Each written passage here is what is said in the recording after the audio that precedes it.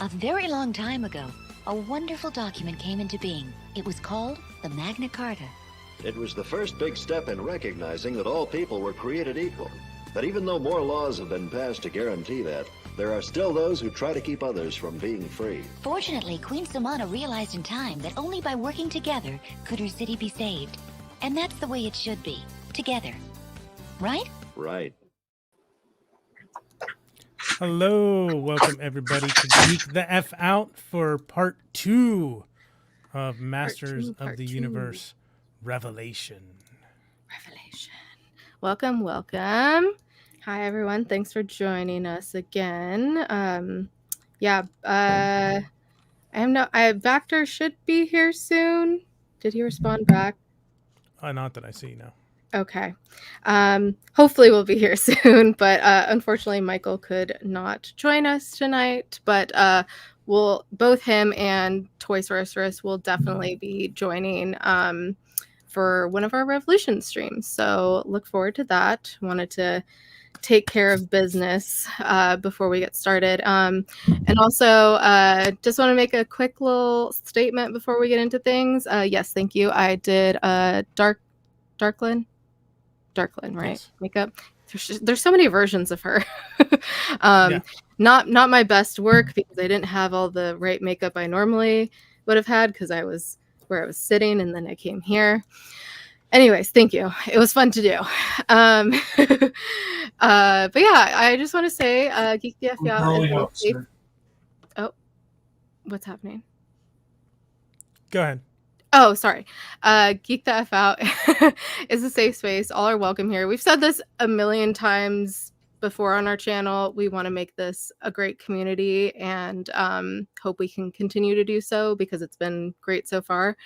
And any kind of misogynistic, homophobic, racist, toxic masculinity, or generally bigoted comments, not welcome here. You can have your opinion on things, but using that kind of language is absolutely unacceptable and is damaging to so many people, myself and pretty much everyone here included. Like we always say, it's not that hard to be a decent human. So that's it. We're going to talk about the show and yeah, let's get into it. Should we say hi to the chat? Yeah, sure. Stanley's Toy Channel was real early. It was like 7:30. He said hello. Appreciate the hustle, Stanley. Derek Hoover. I don't know if he's still here. That was early as well. Shiny Plastic People is here. My buddy's Customs. The Thanos Copter. MFG. I made it. Allison Troy pulling double duty. Oz is here. Hello, Oz. We're pulling double duty.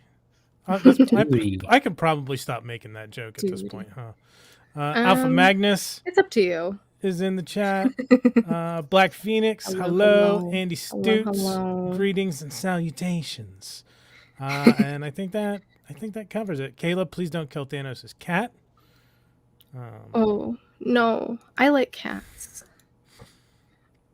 Yeah, I was originally going to ask about backgrounds in Motu, but since you guys were here last time, we already got the background. So if Vactor decides to join, yeah, we'll do that for him. But for now, we can get into the episodes. So we'll do, if you weren't here for part 1, our part 1 discussion, we didn't really like break down the episodes like we do on our like Trek Retrek. I just kind of did a brief summary and then my thoughts, and then we discussed. Yeah, I think for this episode we're gonna do the same thing. We're gonna talk about each episode a bit. Gonna try to keep it to just each episode since a little more limited on time this time. So yeah, yeah. I think we can just get into it, right? Yeah, let's do it. Cool. So 2.1 is a cleaved in twain, which I didn't get the first time I read that title. I was like, what does this mean? But then, I figured it out later. So quick summary is, while the sorceress Adam and the others look on helplessly, Skeletor exploits his newfound power to evil lengths and plunges Eternia into chaos, which is a very general summary. But it's IMDb for you. But yeah, so my first, if you missed last show, this is my first time watching it. Everyone else here has watched it already. So we talked a lot about like what, or like I question like what Tila is or like who she is and all that stuff. And of course, we learn about that right off the bat, which is great. I didn't have to wait long, even though I didn't immediately watch part 2 after. I didn't watch part 2 until after our stream with Allison yesterday. So I had to wait a little bit. But yeah, that was cool to learn her background. And yeah, we found out indeed her mom is sorceress. Her dad is man at arms, aka Duncan. And I wasn't that surprised because we had already kind of talked about it. So it wasn't that surprising. I want to say baby Tila is freaking adorable. She's so cute and those little eyes. And I was like, in all caps, I was like, Duncan Daddy confirmed. Cute. And then when she went down into the pool, I was like, this really reminds me of the mines of Mandalore, and where we could have seen Pedro Pascal shirtless and didn't, which was very, very sad. I think all of Never gonna let that one go, huh? No. Just like Yoko is with Shower Bucky, I would have liked shirtless Pedro Pascal, but we can't all get our wishes. It's fine. I'm waiting for shirtless Grogu. Give me shirtless. Oh, no, careful. Well, he's technically 50. Moving on. That's the same argument anime fans use for certain things, and they get dunked on for it a lot. That's true. Yeah. Accurate. That's fair. But yeah, so and my next question is, does Skelly always do these rhymes, or kind of like, I don't know, both him and Darklyn kind of tend to narrate a little bit, and I noticed Skelly really loves the rhymes. He's an aspiring MC. Is that what he's always kind of done? Yeah. Okay. I figured, but No, I oh. I mean, it's sort of stereotypical villain that they sort of narrate and monologue a lot, like what they're doing and the megalomania of it all.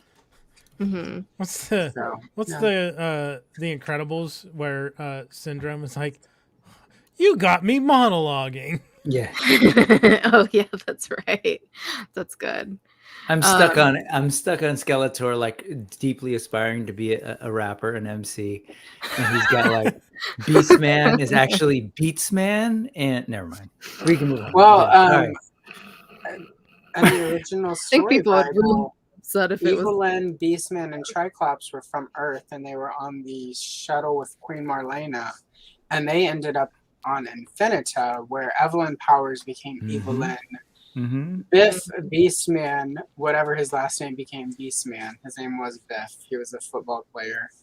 And then Dr. T-Scope became Triclops. So I mean, T-Scope, Biff, Evelyn Morgan. I mean, it's all a little, like rap entourage as is. So it was like the Fantastic Four, but 3/4 of them turned evil. I mean, Disco Skeletor, it doesn't get much more MC than that. So yeah. I mean, my DJ name used to be DJ Princess Superstar Puffed and Stuffed. So. HR Puff and Stuff. Yeah. Sorry, last rap comment. It actually was in the last, and I think we missed it, or was it in here? I'm forgetting now. Is it here where Clam Champ? Is this in this first epised? Yeah. Okay. Yeah, well, this is the one where. Then I'm going to jump ahead because it is on topic with our MC conversation. Did you clock the Wu-Tang reference? Yeah, 100%. I love the Wu-Tang reference. I saw that in I think what was it in our Discord today? Yeah. When we were talking about it? Yeah. real quick, we have a surprise guest. The one and only Thanos Copter is here. Love him, Thanos. Oh, man. Speaking of Hello. things I getting t- fisted, hi. Yeah, Thanos. I told him we can't do That's What They Said without you. Like, you have to do the Fisto one. It just wouldn't be right. But also, you love Motu. So yeah. Time Thanks for for Fisto. joining. Glad to be here. Yeah. But yeah, if you want to real quick talk about your history with Motu before we finish talking about or continue talking about episode 1. My history with Motu is I grew up in the 80s, and it was my main toy line as a kid. I had a ton of this stuff. Even had Eternia as a kid. I've talked about it a bunch of times. My mom used to read the mini comics to me and like record it so I could read along. And that kind of got me into comic books and stuff and influenced my nerdiness for years and years to come. Love it. Love. And when you first watched Revelation, what were your like initial thoughts? Like before it came out, like in general, like did you enjoy it, etc.? Yeah, when it first like came out, when they were showing stuff for it, I was just like in awe. Like I can't believe they're actually doing new Masters, and then to find out there was 2 shows coming out was like awesome. The first episode hooked me. Like I know a lot of people have like their issues and whatnot, but like I think if you're a Motu fan and you watch that episode and you see like Mossman, Skeletor, and He-Man eat it, you're like, oh my god, the stakes on this show. And I was just like, I'm in for the ride. Like there's definitely some things I was like, okay, because you know I have my like own. I don't want to say it, Johnny. Yeah, don't say the word. Johnny will get upset. It's no. No, You know what? I was my telling own Brick ideas. this. It's exposure therapy. So just say it, because the more I hear it, the less it's going to bother me. So I have my own preferred continuities, is what I'll say. Like there's certain things that they change, where I'm like, I kind of like this better, but. I mean, we have like so many different flavors of Masters. It doesn't really matter if they change things up. So many different flavors, and that's the thing is like there's a lot of content out there. So like if you don't like Revelation, go watch something else. If you wanted it to be like the 80s, go watch something from the 80s. Like those episodes are a little rough. I love Filmation. I've heard, but there's a few good episodes. But there's a lot of just kind of. It doesn't hold up. Well, you know, they made like what 66 per season, and they did 3. I mean, like they were just 66. Not every one of them is going to be a winner. Yeah. Ironically, the Tale of Tila, where we discover her mother is the sorceress of Grayskull back in the 80s, is one of the best episodes of the entire series.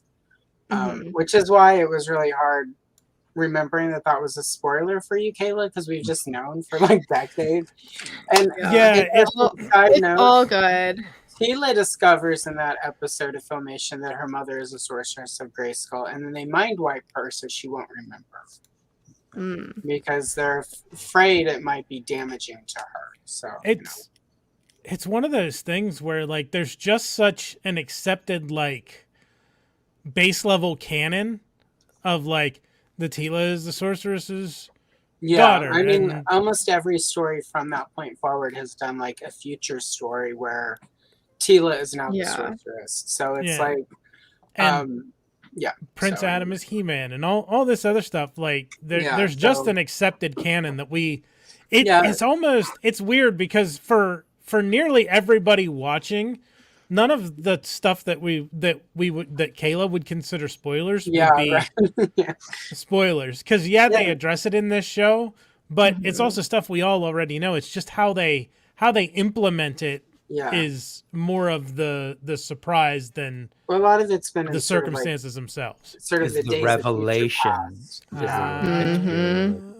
Like but for real, that was the big revelation in this. Instead of like a time travel story where everything's undone at the end, or it's a future dream story or some such.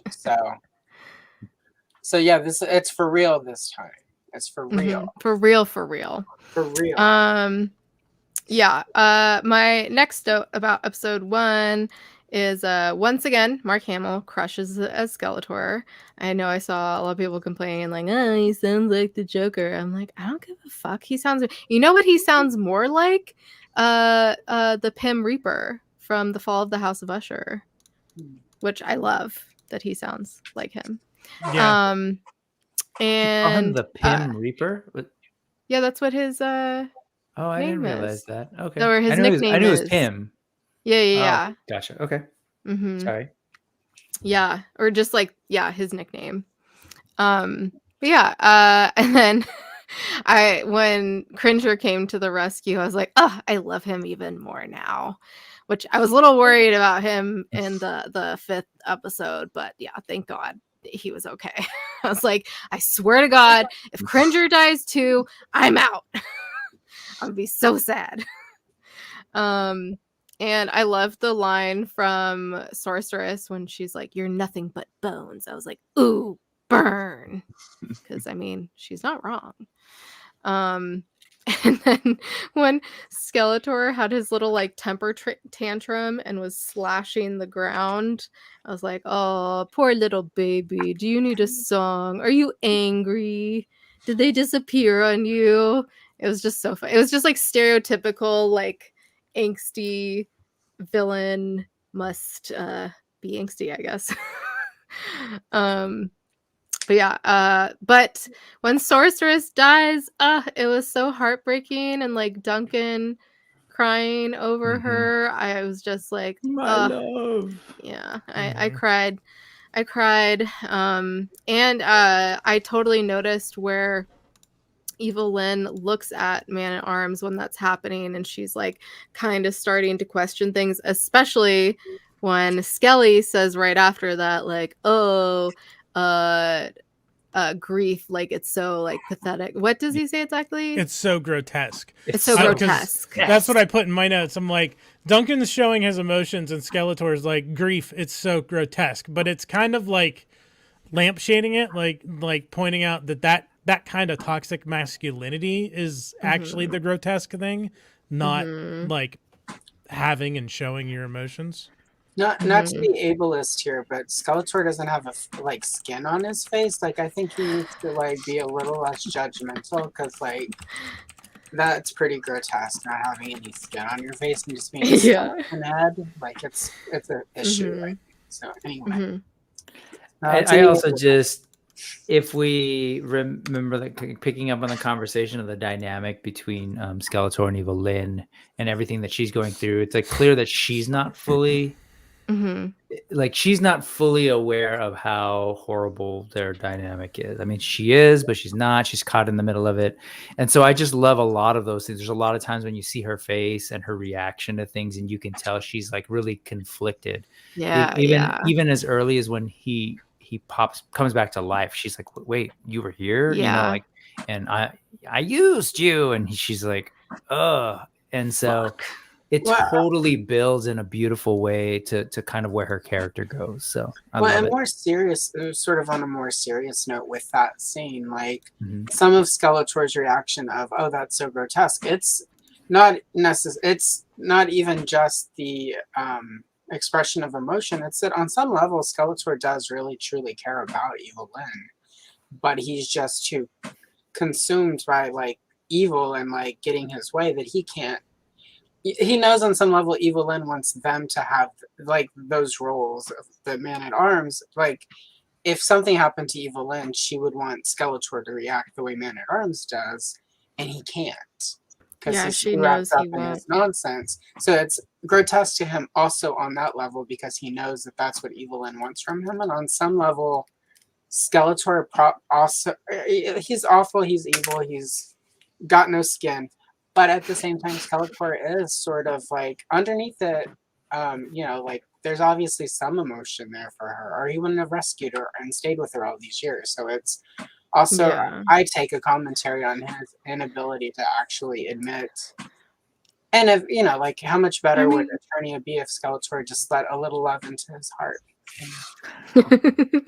Yeah, I feel like he's just purely using her. Like there's no good in him. He doesn't have feelings. Clearly he doesn't have feelings. Clearly he doesn't have empathy or sympathy or anything like that. Feelings.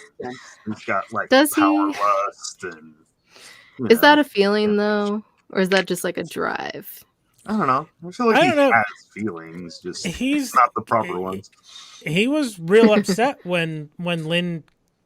This is jumping way ahead, but when she turned Panther to stone, he was like, "I'll kill you for that." Yeah, Like he was Yeah. pissed. he did strike. She did strike a nerve there. Yeah. Yeah. That's why I said I don't guess kill my cat so. with your makeup.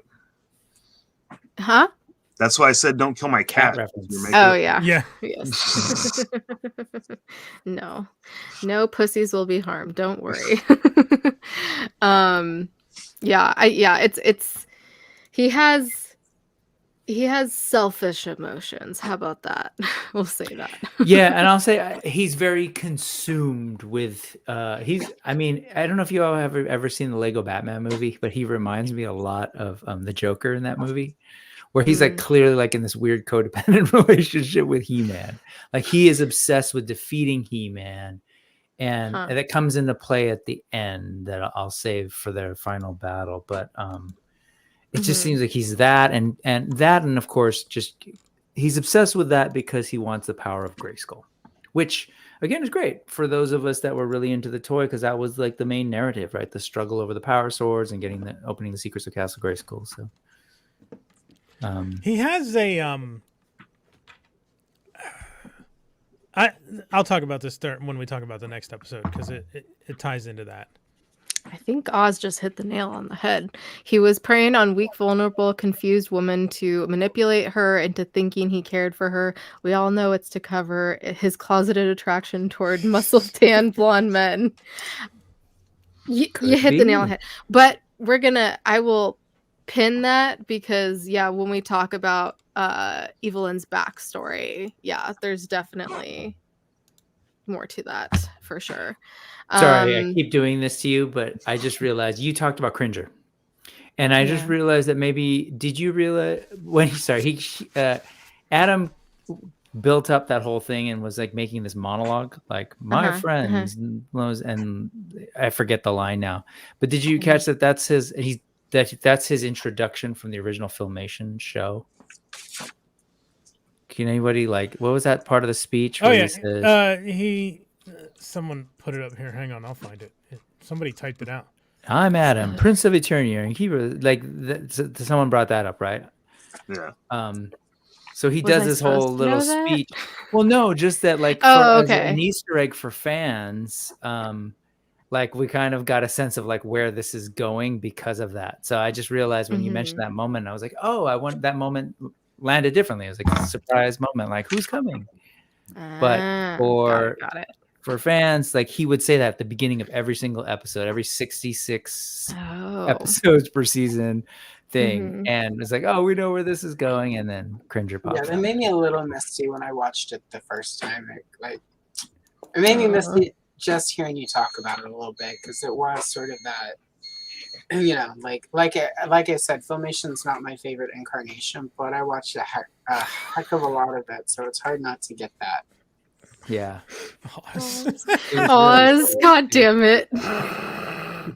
Someone else read it. Thanos, I think you gotta read it. Secrets were revealed to me when my evil uncle opened his cape and showed me his bony head. Did you get a text right at that moment? That was perfect. The perfect well place done. for the Filmation tingle. Yeah, Matt Bush is right. All of Skeletor's minions were outcast, people he could take advantage of. Yeah, he'd been kicked out, removed, abandoned.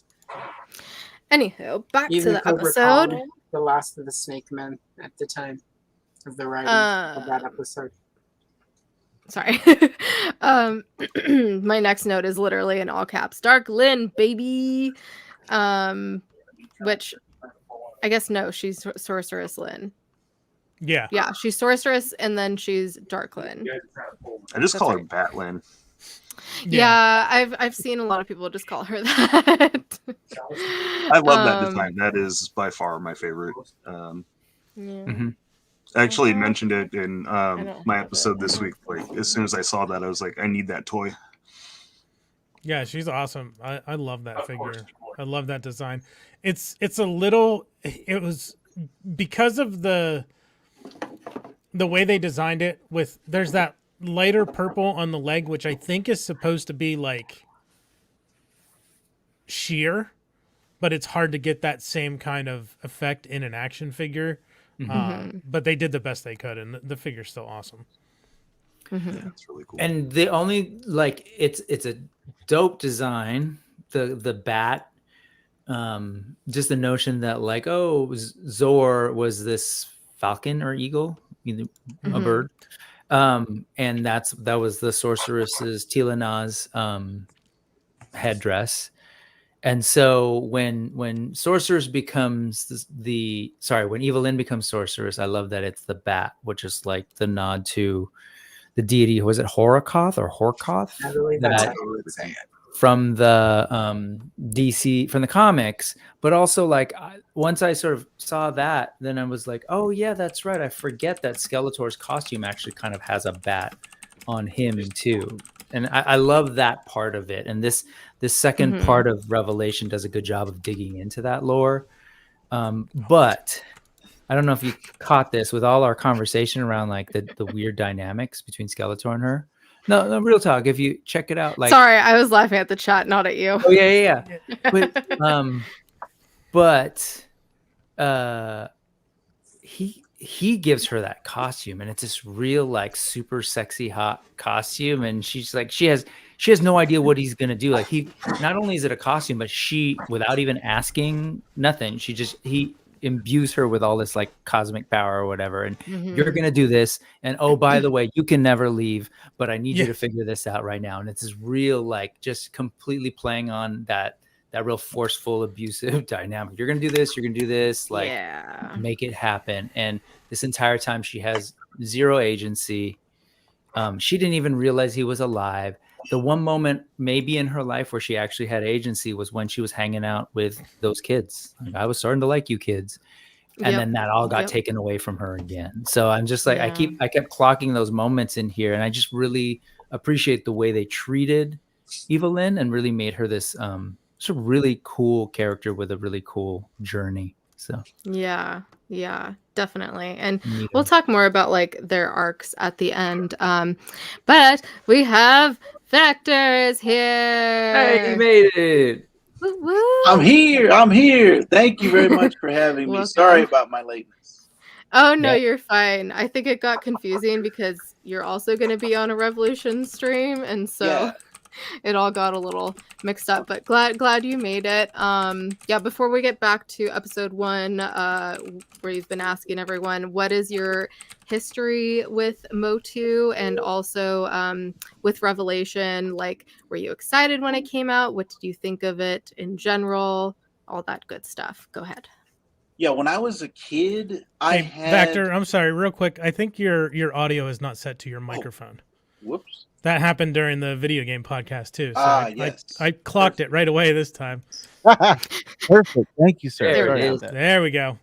Got some more. Sorry. Yeah, it was on my AirPods. Yeah, so when I was a kid, Masters of the Universe was something that I watched all the time. I had a He-Man sweatshirt on in a home movie of me when I was like 3 or 4 years old.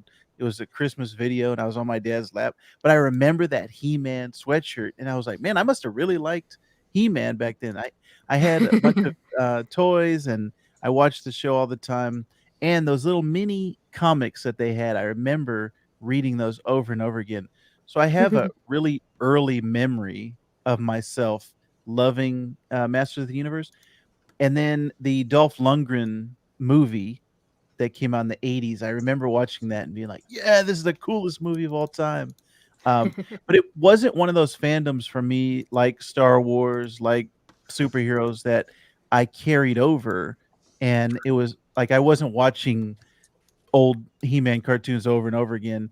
So when this came out, it was more Kevin Smith that brought me to it, because I was always a huge Kevin Smith fan from day one. So Yeah. when I saw that he was doing this, I was like, "Whoa, wait a minute." And then when I watched it, I was like, "Oh, this is great. This is like if I had no affinity for Masters of the Universe, I would love this." So that's where I Which jumped in. I do love this. I have toys and that's it. Which Nice. Which Vactor, apparently we did it. I did it the right way because Yeah. there was toys and then show. Yes. which Vactor others here may know too, but I think you'll know for sure. I have no doubt that you'll know. Kevin Smith's run, he wrote Green Arrow, right? And his Yes. run on Oh, Green Arrow man. was pretty considered pretty highly. Yes. That and CW? Daredevil. No, the actual comic book. Comics. The Green Arrow okay. comic book. Got He did direct a couple episodes of Supergirl and Flash on the CW, Yes. but Yeah, he had a because- run writing the Green Arrow comic book, and it was pretty well received. Yes, that was a fantastic arc. Both his Green Arrow and his Daredevil were fantastic. I love both of those. Yeah. Yep. And that's that working on those CW shows is actually where he met Melissa. Melissa, who is going to be the new Tila voice, Tila. Ooh. Yeah. who is married to He-Man. Is that right? No. Yep. Yeah. There is, Chris yeah. Wood. Mm-hmm. Who he was on Supergirl too. And they're Yeah. both on Glee awesome. together. Yes, they were both on Glee together. And she was on what did we talk about the other day? The Glee. It was like a reality show with Yeah, Glee. she to, was. like, She be wasn't on that. Her ex-husband was on that. No, The she one was who- on there. Are you sure? I watched it. Yeah, I Oh. watched it. I don't remember Melissa being on it. Yeah. But yeah. At least I'm pretty sure, unless I created a new memory. Could have. Who knows? But I definitely watched that show because I loved Glee at the time. Anyways, back into the episode. She just became Sorceress Lynn. And yeah, I was like, damn, he literally just used her again. Like Skelly's just using her again and again and again. And now he wants to use her again and use her as the sorceress to be stuck there. I was like, oh, hell no. I was like, there's no way. And then my next note, just for you, Thanos, is, oh, Fisto, always wanting to fist things. I mean, if you got the tools. Yep. That's I howled the first time I heard it, but I mean, it's such low-hanging fruit. Yeah. Yeah. I mean, it That really I is. pluck every Friday. It surprised me how many people got really upset by that line, but it's Yeah. like literally we've all been making that joke since 1984 when that theory came out. Mhm. It's true. Like, Mhm. I remember my dad making that joke when Fisto first came home from the store. I mean, we didn't get it because my brother and I were children, but like, he and my mom snickered when he made that joke, Fisto. Like, it left me flabbergasted. All the people who were like, I don't know how to explain that to my kids. It's like, you don't. Your kids don't get it. Yeah. It went over their head. That joke was for No. you. Exactly. Let them- Yeah, let it's them, not like, something you need to live in- explain. Ignorant Like- bliss. You know, like, I think people they get awkward because like their kids are there and they're like, I had to explain it to my. It's like, no, you didn't. You just don't explain it. Their kid doesn't know anything is weird until you make it weird. Kids are Yeah, I didn't explain it to my kids. It just sounded like to them like a stupid pun because clearly he's got a giant fist he's got a and giant is fist. Yeah. stupid. He You'll wants to find out fist one him. day. one day. And this is One the day. reason. Yeah, This like this high on here on school. the screen, Kit Fisto is the reason that during the 2000X era he was not Fisto, he was Battle Fist. Yeah, because Lucasfilm, Interesting. Mattel. Matching up those IP. Yeah. Huh. Yep. That's why we had double Um, mischief instead of double trouble during the classics era, because Mattel lost that one also. I think they got it back. Fingers crossed. 'Cause I think they've got all of them back right now. But anyway, back to the episode. Kayla? Yeah, and so yeah, we're introduced to Fisto and as I call him, Clam Champ, and immediately they get turned into skeleton monsters, as I'm calling them, and they die, which is like they get like 2 seconds, which is, I mean, that's how it that's pretty much how it was with Mossman. Granted, we did see him in Preternia again, but like before he died, he was on screen for like maybe 10 seconds. So this is kind of sad, but I didn't have any attachment to that. I'm sure other people were a lot more upset than I was. It was a bummer to see them both taken out so quick. Like, Yeah, and this is Clamp Champ's first animated appearance. So, Well, I will say I don't care if anyone thinks this is a spoiler. It's like F off if you're like upset by this, but I believe it was Kevin Smith, or maybe it was Ted. However you say Ted's I last think it was name Ted there. Biaselli. I know what you're talking Biaselli. about. This quick Put a Bears. pin in it. I mean, like he's a great guy, but I always miss the name, and then it's got too many letters in it for me to comprehend. But either him or Kevin Smith were like, well, you know, like maybe they go to Subternia in the next episode. So like I don't feel like Fisto and Clam Champ are down for the count. I feel like maybe no. they get rescued, you know, in this next part. I feel like yeah, well, we can save that for the end. But I mean, it was sad, it was upsetting, but at the same time, I don't have a ton. It's Masters of the Universe. Does anybody actually really die forever? Yeah. Any idea? And I liked Skelly's line where he's like, "You want a fighty fight?" I'm like, "What are you, 12?" No, I you think I didn't said have this that? last time. You Did said, you remember? yeah, Yeah. Brick talked about this last time. Like they would just go ahead, Brick. You tell it better than I would. Well, just yeah. So Kevin Smith and Mark Bernardin, who both worked on the show, have a podcast, and they were talking about how when they were developing the show, they would start writing in, like trying to describe the action scenes, and then Powerhouse, the animation, they're like, you know, we can do that. You don't need to describe it. Don't worry. You just tell us that there's a fight, and so they would literally put fighty fight, and I think sometimes it was stabby stab and punchy punch, or like, and they worked it into the script, which is great. Yeah, that's right. I totally forgot about that. Yeah, and then we find out that He-Man can still transform without the sword, which was pretty cool. And I then understood Brick's spoilers without context of Hulk, which made all the sense. He hulked out. Yeah, that's all my notes for episode 1. Does anyone else have anything to say about it? So it's interesting because this was before the Dungeons and Dragons movie, but when rewatching it, I had serious flashbacks to Zulker's Ass Tam and the Beckoning Death Spell from Dungeons and Dragons: Honor Among Thieves, because it was the same fucking thing.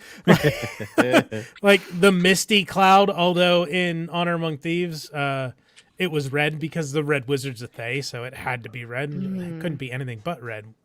But the cloud that just turned everybody in it into undead monstrosities that went after the living. So it makes me wonder if there was some kind of inspiration from this episode of Revelation onto the team that did Honor Among Thieves, or if it's just a coincidence. Ooh. I didn't catch that at all, but you're right. I totally remember that now. Zorva Zeka Shukmota. I feel like there's a lot of that's a pretty common trope. Like they do that in Hunger Games as well, where there's like a mist that, well, it'll eventually kill you, but it'll like if it touches you, you get these really, really gross boils on you. It's like LA when it rains. Yeah, essentially. Yeah. Anyone else? Episode 1 before we move into episode 2. Just in some of the nerd references we did, I love actually that they can't resist some of these jokes. I know it's corny, but again, the Filmation cartoon was really corny. There were like puns and stuff in there, but as I was kind of trying to say last time, it's sort of like at that time we were 8 years old, so they were 8-year-old appropriate puns, and then we, like the same people, grew up in our whatever that would be 40s or whatever, and now we're getting like the jokes like Wu-Tang. Like, I'm pretty sure like that's a particular demographic that might catch that, or the Hulk stuff. Like part of this is like, in having listened to both Kevin Smith and Mark Bernardin talk about storytelling and how they're always kind of like just influenced by a bunch of stuff. This was very much like many love letters to a bunch of different, nerdy things. So there's no way that's not, hey, let's do the Hulk and let's have him jump around, or all the other sort of references in here. I dug it. Yeah. All right, episode 2, Reason and Blood. And the summary is Adam calls down the power of Grayskull without wielding the sword and clashes with Skeletor, then sets his sight on an improbable target. Once again, very brief summary. Which my first note, because I know the toys, I'm like, is this Savage He-Man? Which ended up being correct that it was. I was very excited. I was like, I knew this. I knew that. And then my second note in all caps is Roid Rage. And I was like, LOL, and people are complaining about the lack of He-Man and Skelly fighting or just fighting in general. Eye roll. Because yeah, there was a lot of fighting, and it was also very I noticed He-Man was very like anime-esque style with like his faces and like the scratchy kind of like lines they used in fighting. I've seen some anime, I haven't seen a lot, but yeah, there was some interesting that was cool. Mix of techniques, and clearly Skeletor was thinking with portals. Like he's played Portal. Yeah, has to. It's funny that you mentioned that, because that's when in rewatching it, that's one of the things that stood out too. It's like, wow, this section is very anime. That fight with him, and the axe. I was just saying to in the chat that like I'm bummed that the actual Savage He-Man toy wasn't this big Hulk, but we did get like a He-Man in, you know, kind of a thinner build, but just caveman-ish, like that very first mini comics. And that first mini comics came with that axe, so it was also kind of cool to see him fighting with a big battle axe and tearing people apart. Literally, that axe hasn't really been animated just like that accessory before. Like, so that was cool. Interesting. And then let's see, what's my next note? Speaking of portals, I was like, this is like Spot with all of his portals fighting, or like Blink and X-Men. Which we've kind of seen that before, so I thought that was cool. And I was like, ooh, Tila's using her powers again. And but I was like, Skelly fucking is just literally an abuser. Like, it was already, you know, very hinted at in part 1, but like this season it's just, you know, blatantly obvious. But yeah, and then Mystic Mountains, which I was like, Misty Mountains, are they copying pasting Lord of the Rings again with this? Question mark. No. that's not as similar as the Doors of Durin, where they just copied and pasted what those looked like. And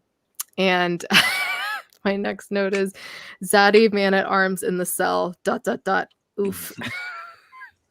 Like, why did he need to be shirtless? I wasn't complaining, but like, I don't know. And then with Tila and Savage He-Man, when she was trying to like calm him, it reminded me very much of Black Widow with the Hulk. Like, it's the sun's getting real low, big guy. Yeah. I don't know if they did that on purpose at all, or if that's been a thing before or something. I don't know, but I noticed that. And then I was like, Point Dread is a safe place. I never would have guessed that, because it's Point Dread. Like, wouldn't you dread to go there? So that was a surprise. That was once again something I had heard of, but I thought it was like a bad place, but it ended up being a good place, which was cool. It was initially a bad place, Greenland. And then it was like reused to be like the Talon fighter. Originally it was Skeletor's base of operations, and then Mattel did what Mattel does, and they turned it into the So. And then let's see. And I was like, not Rander making this whole speech when He-Man wants to tear him to shreds and then hugs him. And then I was like, oh, this is actually really cute. Because I was like, he's about to get ripped to shreds. Like, this guy's an idiot. But it was really sweet. It seemed like kind of a lot all at once, and it makes me curious how much time has passed now. But great to see that he's come around, and yeah, that ends up turning He-Man back into Adam. And then my last note for the episode, it was with Beastman and Evelyn. I was like, okay, maybe Beastman does have a brain after all, because he's concerned about Evelyn and thinks she should lead, which is how things end up.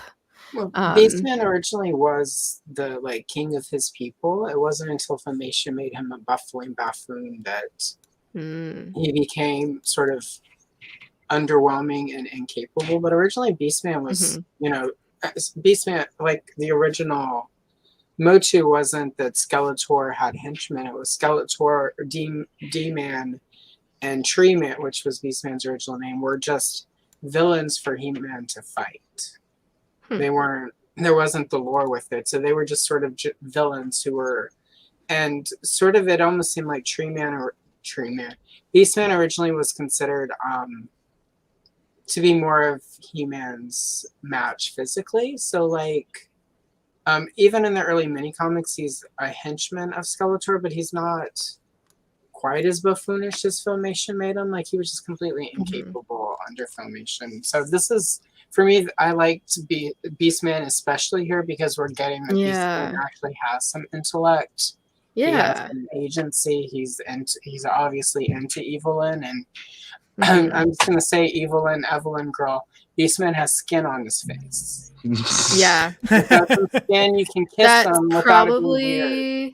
That's probably less weird to kiss. Yeah, we all know Skeletor is a tongue sucker, and without lips and with teeth, that's a problem.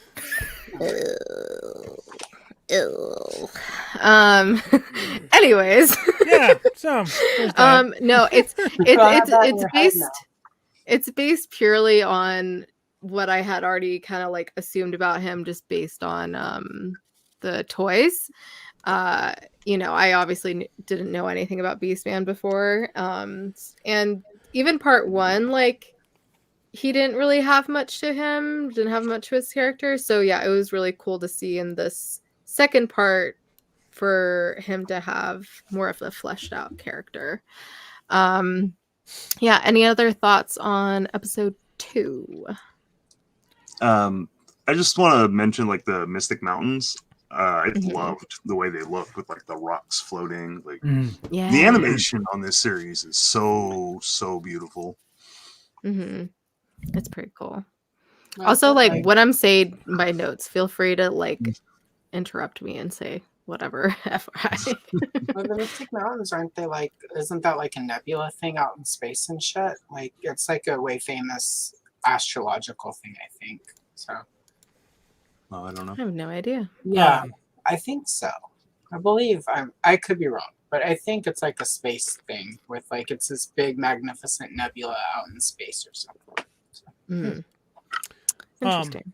The point that I was talking about previously when I said I'd bring it up, because it's actually part of this episode, Skeletor has a major inferiority complex, because you see that he got the sword now and he's got the power of Grayskull, but as soon as Adam calls that power down, he's like, the power is mine and mine alone to call upon. And then he gets obsessed with the fact that Adam was still able to call the power down without the sword. Why can he do that? How did he do that without the sword? And he's asking why he did it without the sword, but what he's really asking is, why can't I do that? Why can't I do it without the sword? You can't do nothing without skin. You need skin. And that's why he... Is that why he creates Batlin? No, that's later. He creates Batlin to find where they're at. And then later he says, you need to figure out why he should do this. Ugh. Yeah. No skin, no spine. He's the worst. Zaddy Man at Arms, you were saying earlier. I like the tattoo. He's got a little. Does anybody know what that symbol is? Is that something? I didn't look. I don't remember. I haven't actually rewatched it, so I'm just going off of. It's a kind of like a T bird with stars on it. Yeah, it's cool looking. Yeah. I wonder if it's supposed to be reminiscent of Zoar's head, because it's got that, like you said, it's got that point looks like a bird, so it looked kind of like the beak. And there was a solid dot on the right-hand side and a hollow dot on the left-hand side. And then the 3 stars above that. So I wonder if that T-shaped symbol is supposed to be representative of Zoar's head. Could be. Another hint at, or not hint, because I guess at this point we know their relationship with Sorceress, but still. Yeah. It's cool. Yeah, again, I love that this show gets to give us a little bit more about background, the characters, the lore, and that just kind of wasn't there, as well as just tying things together. Yeah. And with the tattoo thing, I feel like it's cool to see characters that aren't bad guys having tattoos, because that's unfortunately a stigma. As someone who has a tattoo, I think that's really fucking dumb. Vactor, did you have any thoughts on episode 2 before we move on to episode 3? Not specifically, but I also echo Thanos's animation appreciation for this entire series. Actually, every piece of production, every person that is involved in this, I think, is doing a fantastic job. The cast, the music by Bear McCreary, everything is coming together to kind of coalesce of like, this is a fantastic project for everybody. Yeah, definitely. Agreed. All right, episode 3. The Actually, Cataract. before we move on, one thing. Go ahead. They show up to Mystic Mountains. Now you got me Misty saying Mountains. that. Now I got Led Zeppelin in my head.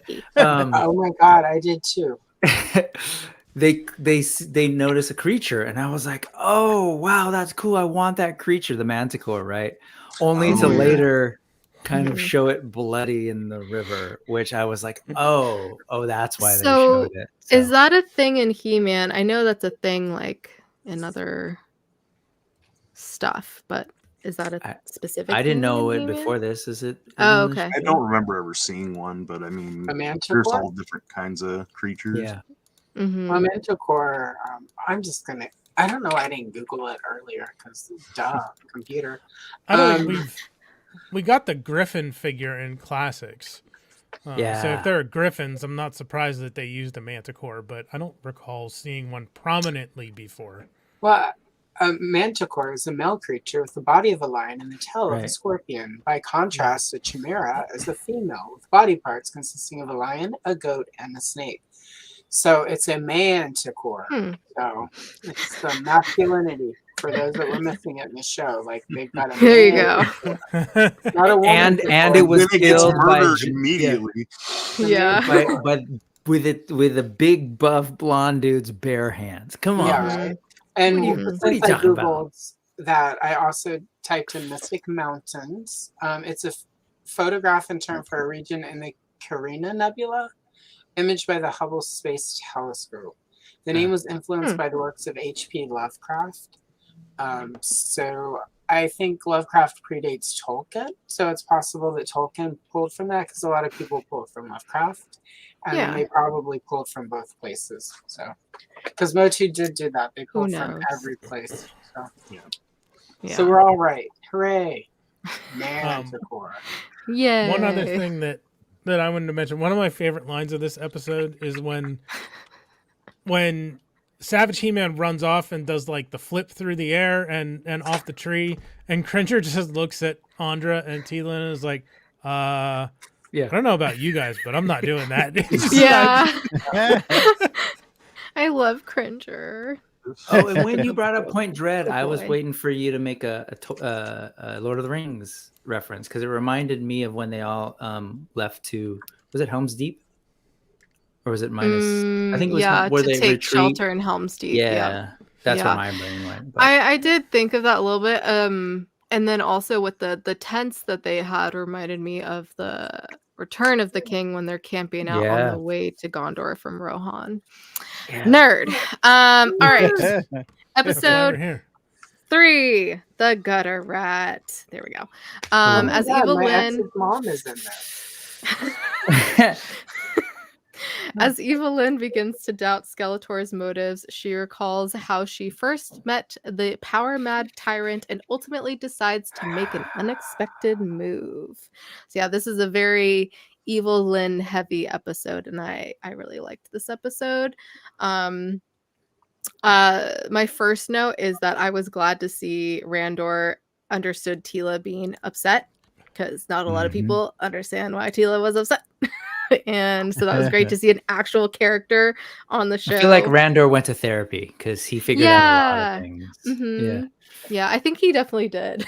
Like, they probably separated and he's like, I need to work on myself. And I don't know what Marlena did at the time. So, yeah. Well, Marlena's from Earth. She was like, dude, get your shit together or you can sleep over there with the dog.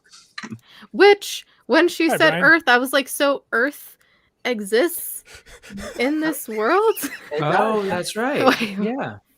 Yeah. I feel That's like there was another a- one where, like, most of us take for granted. Yeah, Queen Marlena is originally an astronaut from She was Earth. an astronaut. Like, She we just- Matt Wait, she was an Mason, astronaut? Evelyn Okay, Morgan tell me. Powers, Dr. T-Scope, Biff Beastman something or other, all got lost in space and crashed, and she crash landed on Eternia. The other three went to the dark sister planet Infinita, and Matt Mason never got an action figure made again because Mattel only renews that trademark. So yeah, they based it on They were kind in of like search of old John Mattel Blackstar. toys, and Yep, that too. yeah, and she was an astronaut that crash landed in Eternia and fell in love with the king. Love at first sight. Marlena But she, there are several, and when she knows that When she Adam says and He-Man as are the if. same, there's an episode of Filmation where they're captured. Marlena escapes and finds her spaceship, and she uses like her little shuttle and uses it to. She has the opportunity to. She frees Adam, and later Adam is like, and then he goes becomes He-Man and saves everyone. And later, they're like, he was like, well, why did you save me? And she's like, oh, I knew you would know what to do. So it's been implied since the Filmation days that Marlena always knew. Interesting. Yeah. Yeah, and we'll definitely talk about her later, especially in the battle, because I'm like, oh, that's awesome to see that like she's in the battle, because most things you see like the king or the prince fighting, but it was cool to see the queen fighting and being badass pilot. Always hook up with the king. Yep, I guess so. It's my Women favorite. with jobs? How dare. How dare. It's good to be the king. Women in space? Yeah, his line when he's like, I am the king, so I have money. Do you want money? And then he also gives Cringer the credit he deserves, and I was like, oh, that's so sweet, because I feel like animals never get the credit when they help out in things. Like Chewbacca, he never got his medal. Even though he's not really an animal. And Andra too, and she just wants family. She's like, I don't want money, I just want a family. I was like, so cute.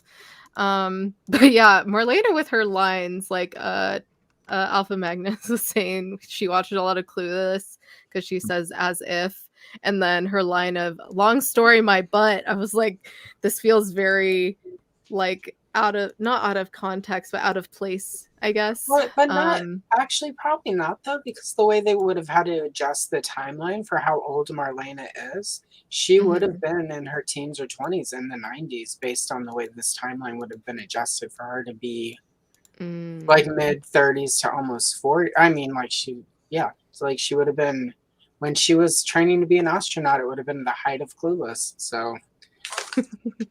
And what's the name of the actor that plays Marlena?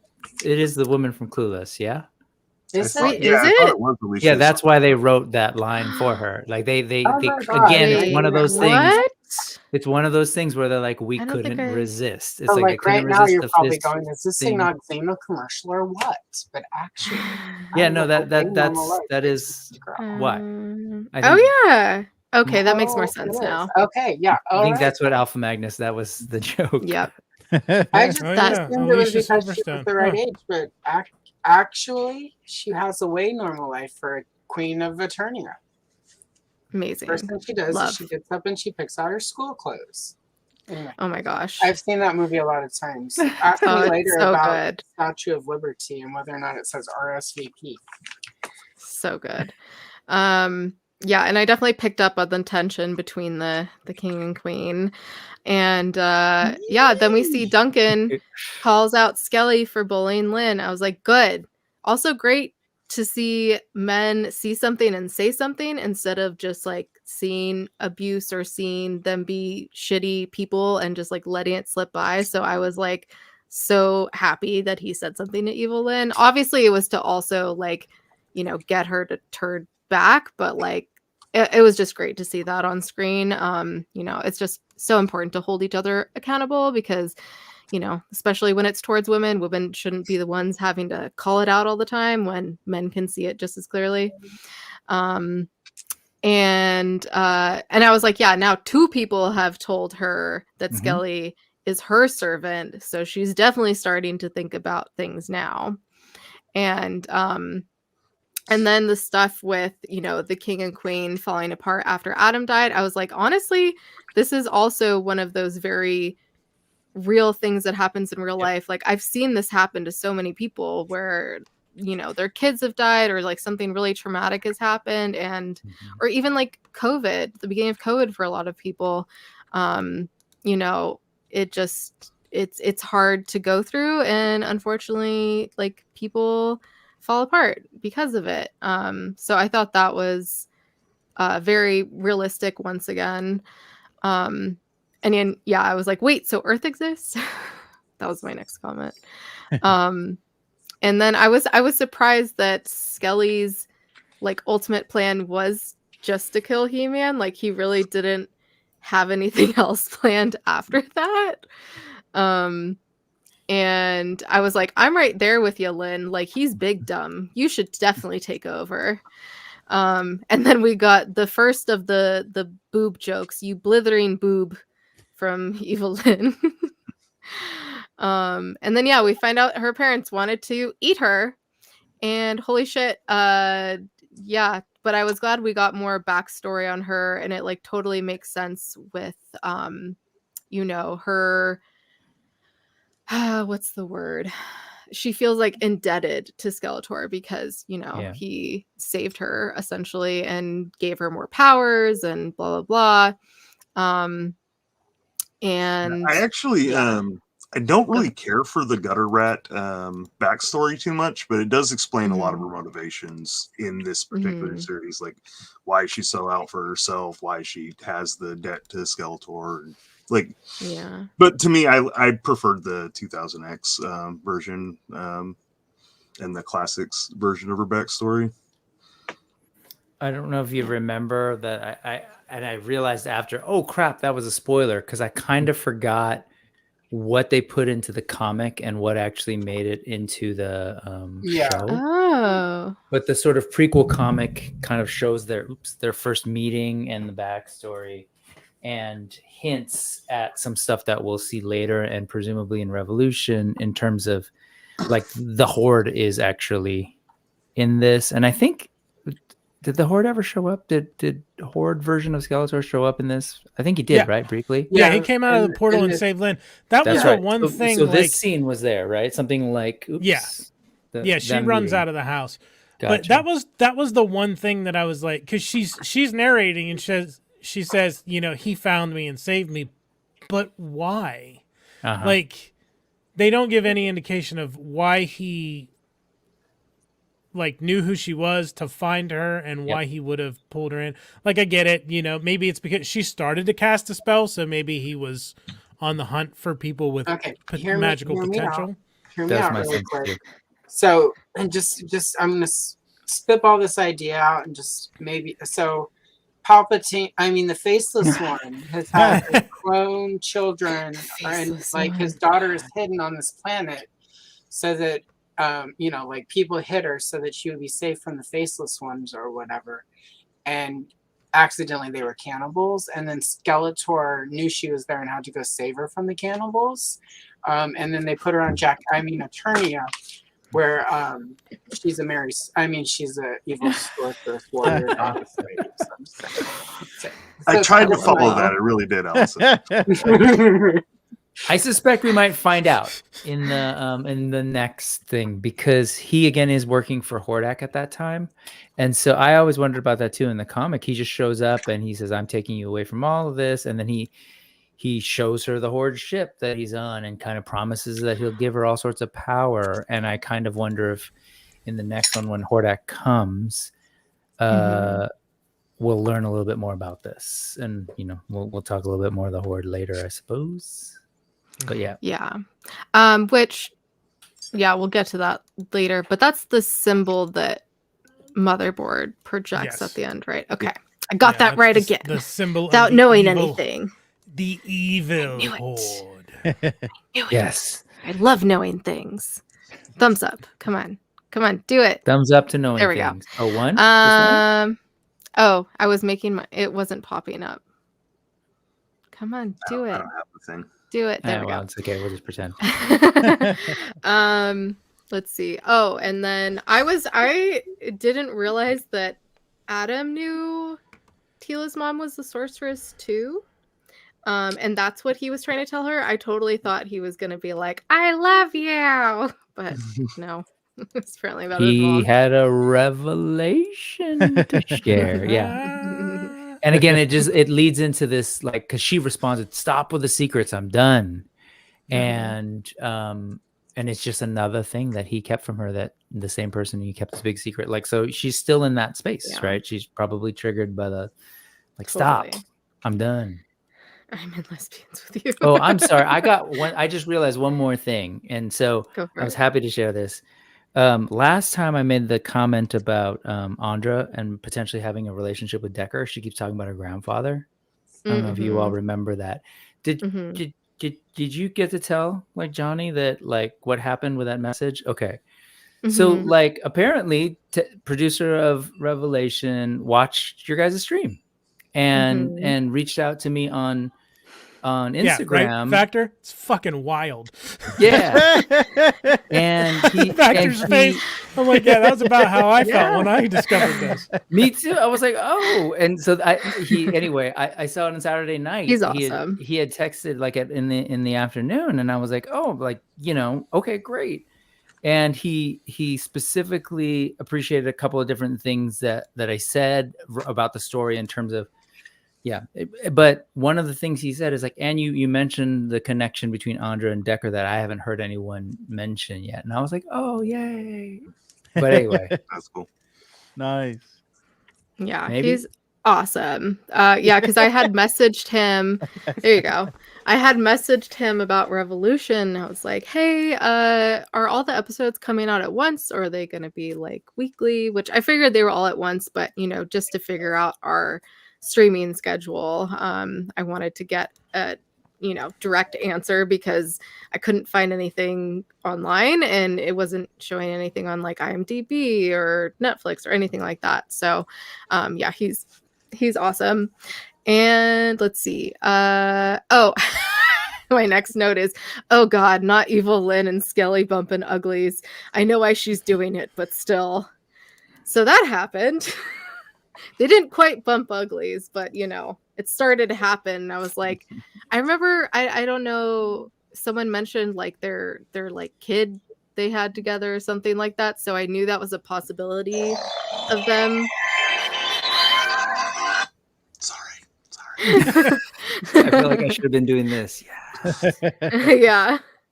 I knew that the was kid, a is that possibility. the Mohawk kid? Skeleton. Yeah. Or was he Yeah. supposed to be there? Is that supposed to be their kid? I've forgotten that. Or don't know. I don't know. Someone mentioned it last stream, so I was like, "Oh God, they got together." Yeah. Skeleton. That was Which, in classics, and that was part of the reason why Skeletor got the Havoc staff in that continuity, is because the Faceless one had seen the future and knew that Evil Lynn and him had a kid together. Yeah, but so that was something, but that's when we Captain learned America, Skeletor fucks. That's totally Kevin I love Smith, right? She-Hulk. Yeah. Yeah, and then my next note is all caps. Oh fuck, actual mommy Lynn, let's go. And then I said definitely doing this makeup look, which I did. It was fun. Not my best work, but it was fun. And I was excited because we got to see a quick glimpse of King Ha. Grayskull again. Ha ha. Skeletor boned Ha, her. Good one. But yeah, so we saw a quick glimpse of him, before he died again, essentially. Wish there would have been more than that, but maybe in Revolution, who knows? But yeah, I was not expecting her to just start destroying things, but mommy's gonna do what mommy's gonna do. And then all of a sudden Skeletor shows up to Point Dread, and I was like, how did he get here? Did he go here on his own? Like, what is happening? And then there's another royal boob joke that he makes, which I was like, I wonder if you got that from Evil Lynn calling everyone a boob. That's Filmation. Yeah. Okay. That's Got it. Yeah. So was it Definite this throwback episode to- or last episode with Evil Lynn peering into the void and the existential crisis? That's I think next one. next. Oh, okay. Yeah. Because Well, I thought it was before actually, she went. No, yeah, it was before she became Darkland. That was when that with was when Skeletor? Skeletor- Yes. They're looking at the apex something. Oh, that's right. But they term. didn't see the whole beginning of creation and the eagle Yeah. yet, right? Okay. Right. Not yet. Yeah, but yeah, Evelyn starts to have an existential crisis. Like nothing means anything. Existence is chaos. Nihilism. Hi, Adam. Jesus. Or lax juice. AKA Brick's boyfriend. Kombucha. It's about all it's good for. I love kombucha. Okay, Allison. It's It where we smells draw like the feet line. and tastes like feet. So No, it's yummy. It's yummy. Any Wow. other thoughts, notes, theories, whatever on episode 3? Because that's all I have for episode 3. I just read that Dietrich Bader was King Radendor, and he's hot. So between Alicia Silverstone as the queen and him as the king, it's a pretty They make hot hot king and queen. babies. What's he from? He was on the Drew Carey show. I'm looking him He's up. done now. it. He's one of the best. Oh, yes, He yes, was yes. best in anyway, Batman like, voices of all time. I've cracked jokes Batman? on the platform that formerly known as Twitter that Grimes' ex-boyfriend has ruined. Like he's liked some of my jokes before, and it's like a squeak down to the like it was like the time I mentioned I needed some white columns like in the movie Sliver because Billy Baldwin was hot to somebody and Billy Baldwin liked it. Yeah, anyway, sorry. He also played a Kevin Smith connection. He played the security guard in Jay and Silent Bob Strike Back. That's right. And then he was in Office Space also. He was also what I love him in is Miss Congeniality 2. He plays Joel Myers and he dresses up in the like flamingo outfit. I did extra work on the first one, not the second one. So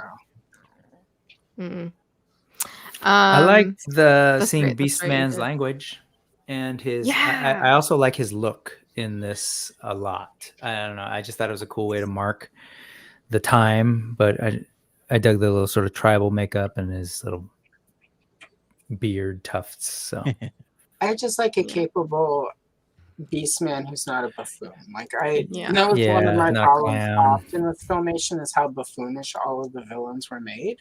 Yep. Because as a kid, Thank none you. of those villains were buffoonish to me. Mhm. They were all serious threats. And like I think some of my lingering dislike of Filmation over the years has been sort of all the villain, and some of that is just sort of what had to happen for that to be a cartoon and be acceptable.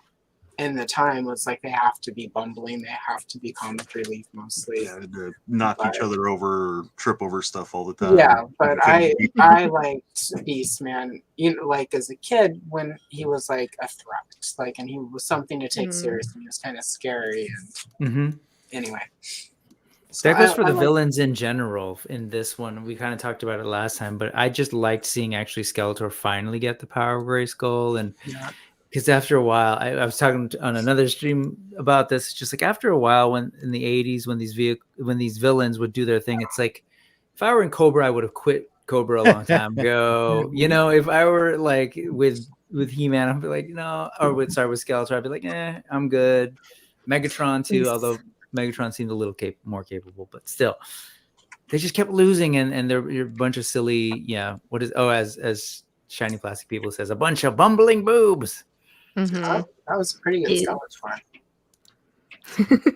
But I guess it was the 80s, right? As Andy Stutz points out, like they had to tone down the villains because there was this fear of like the violence and the threat and the fear and the so.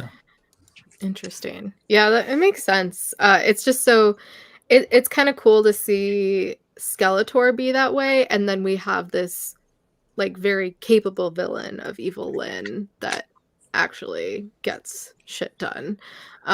She was often like that in the 80s, though. That's, I think, one of my confusions when people sort of me with this were all like everyone was like Evil Lynn is like like too strong or whatever, but she always was like one of the best Filmation episodes. Teela and Evil Lynn are stranded in the desert together, and they have to work together to escape. And at the end of it, Evil Lynn's like, well, it was fun teaming up and being friends, but we're done. Like, it's back to the status quo. Like, so much of this play, for me, like, goes, again, my two favorite episodes were that one and then the Teela, Secret of Teela, where we find out about her mom. And, like, both of those felt really heavily referenced in Revelations. So, like, for me, it was, like, again, taking those very childish cartoons of the time and upscaling it. So anyway, anyone else have anything to say about episode 3 before we move on to episode 4? Oh god, no. Yeah, thanks, Brick. I'm just gonna throw up in my mouth right now. Episode 4. Hey, what's the name of this episode? I love it. I'm actually second guessing I it think because that's 5. Anyway, sorry. Now I'm second guessing if I wrote down the right thing. I've got the Wikipedia page. I'll just look it up. Hope. Yeah, I did get it right. Hope for a destination. Yeah. So I thought you were alluding to the next one. Those bastards. Huh? Wait, it's a tell me lyric more. from "What's Up" by Four Non Blondes, Yeah, which is like the big meme video with He-Man. It's a hope for a destination is one of the lyrics from that song. Am I the only one who got? I didn't catch it because of the long pause between hope for a destination. All right, karaoke time. Let's go. Let's go. No, My people we're gonna get copyright. Each other with the high school hand. He's giving you the blues. I'm looking for my flask. Everyone can just really low. Hey, rise. 30 Deeds was a regular karaoke song for me. Continue. The episode is Hope for a Destination. Not Backdoor Man. But on that note, what do you think? Why that reference? Can I do the summary first? Yeah, sure. I just fascinated. I never thought about it. Yeah. Aware of her legacy, Teela tries to manifest her powers to call for aid in their struggle against Evil Lynn, while Adam partners with an unlikely ally, aka Skeletor. Yeah, I don't know. I don't know why it's called that. Huh. Anyone? Any guesses? Well, it's maybe by the time we're done talking about it, we'll know. Preternia, but it gets. Well, I mean, it's obviously, if they're going to reference that song, obviously it would be the song itself kind of summarizes the. I mean, like, what's that song about? Other than she wakes up in the morning and she says, "Hey, yeah." It's all about like waking up from the futility of the world, and like the world is made up of this brotherhood of man for whatever that means. Like it's about the patriarchy and stuff, but like being really blasé about it. And like, isn't this the one where Evelyn just sort of completely flips the script? It is. But yeah, I mean, like if you go after this, everyone go listen to the song after this, and then I'll write essays and we'll meet again. Anyone knows. If I anyone mean, it's wants to probably offer just a their meme, like you theories. guys said, but I There's wondered that too. thematically. Interesting. Never I caught totally read that as most of the titties. No one should be surprised. Anyways, okay. My first note, I was like, oh my god, Skelly's helping them. This is not gonna end well. And then I thought that I don't know. It's like her. You said it was her dream, not dream, but her vision of creation that she has. That's what it is. Yeah, it's the creation Okay. myth. Yeah. So I I didn't thought say it was. but yes, that's what you're talking about. Yeah, I thought it was very a la Black Panther / Wakanda. When you drink the purple herb and you go into the spirit land, it reminded me a lot of that. Also, just kind of the look of it too. And then I was like, "Ooh, Panther, another big pussy." But then I was very sad because they immediately died, and I was still sad. haven't forgiven her for that. Like murder everybody in heaven, whatever, destroy all of creation, but you killed that fucking cat. the cat. Yeah, Goat Man and Pig Man. We don't do puns. He was really flocked in that scene. Because that was the one thing too, wasn't it? All through was it a 2000X thing or was it a Filmation thing where like Panther and Evelyn had like almost as close of a bond as Skeletor and Panther did, or am I misremembering? I don't remember. I know. I He can't seemed very Possibly upset when 2000X, because he was barely in the Filmation series. Okay, maybe it's 2000X then. my bad. This one hits harder than Fisto and Clam Champ. Thank you for spelling it correctly. Yeah, I was very sad about Panther, even though I didn't know them for like more than 10 seconds, but you know, that's because I love animals. And then I was like, oh, this is such a tender Vittles father-daughter moment. I think that was the one between, Duncan and Tila. And then I don't know what I meant by this. Call back to the stomp in the first episode? I have no idea what I meant by that. I think I misspelled. I meant something else. Stump? I don't know. I have no idea. I don't know. Maybe I'll think of it later. Moving on. And then everyone shows up. So Tila's message worked. That was really cool. And I saw Buzz Off. I recognized Buzz Off. I was very excited about that. I'm sure there was a million other people that were in there that I didn't know.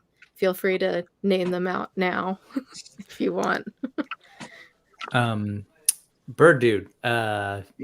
Stratos. Blade was in here too. No, from the movie. Someone Big pointed out Boy. Big Boy. Spike-Or. Yeah, Big Boy, who we still need an actual figure of. We totally need a big boy. Big boy. We got animated Blade, but we didn't have there was no animated Sarod or Karg. Was it Karg? I'm okay with no animated Karg. I mean, again, he looks like my ex's mother whenever she would like stay out too long in the sun, so I'm good with it. I mean, even had the same hair and everything. She had big hair, huh? Yeah. Big, giant, poofy hair. A lot of And it people was did white back in the blonde because it was True. bleached, so.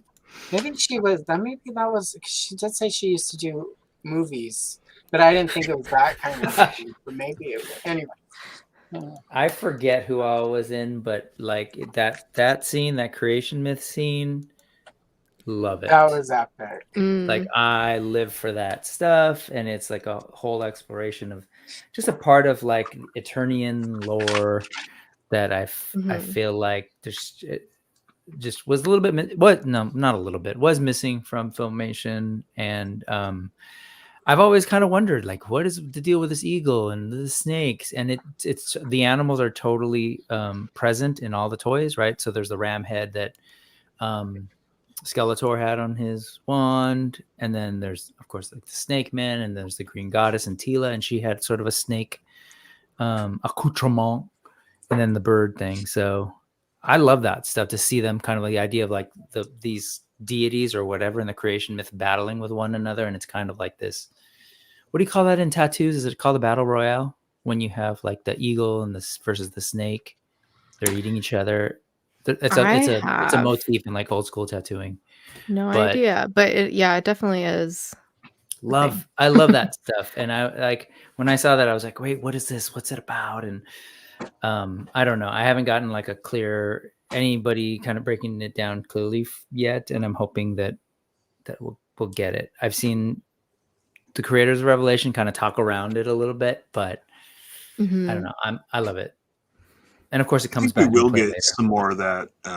Just from, I don't want to spoil anything because I know she said she didn't watch the trailer, but there's a little bit of interplay.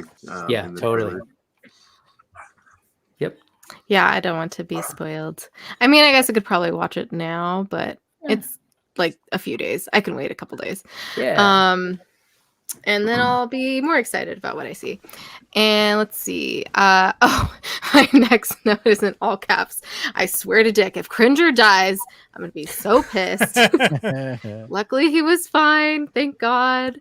And then I was like, oh, fuck, not the shadow demons again. But Scareglow is back, which that was cool.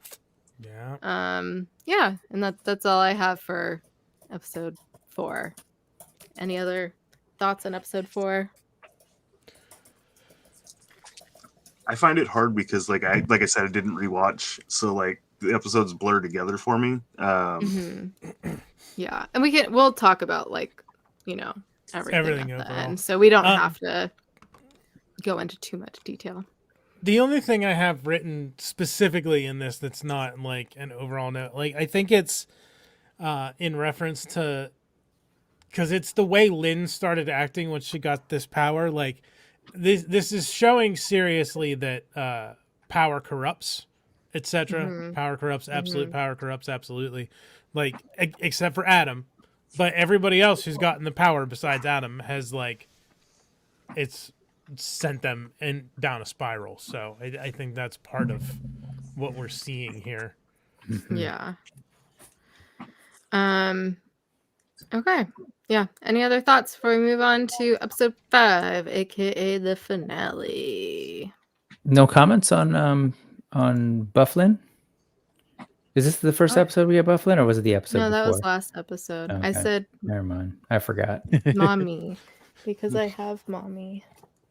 I'm totally like looking through it too to refresh my memory, FYI. That's what No, you're fine. But it's gorgeous. Man, this show, as you all pointed out, it's just great. Damn it. Mommy down. Mommy down. Mommy down. Mommy down. Mommy down. Because I'm waiting to take her out for when me and Allison and hopefully Toy Sorceress talk about Women of Motu. So I did forget she's still this. in here. And a little crooked. I forgot that the mer people showed up too. Oh, which is yeah. kinda cool. Did they show up in the fight? Yeah. I forgot. That's right. They showed up to fight against Skeletor, which I think is kind of cool. Oh, that is cool.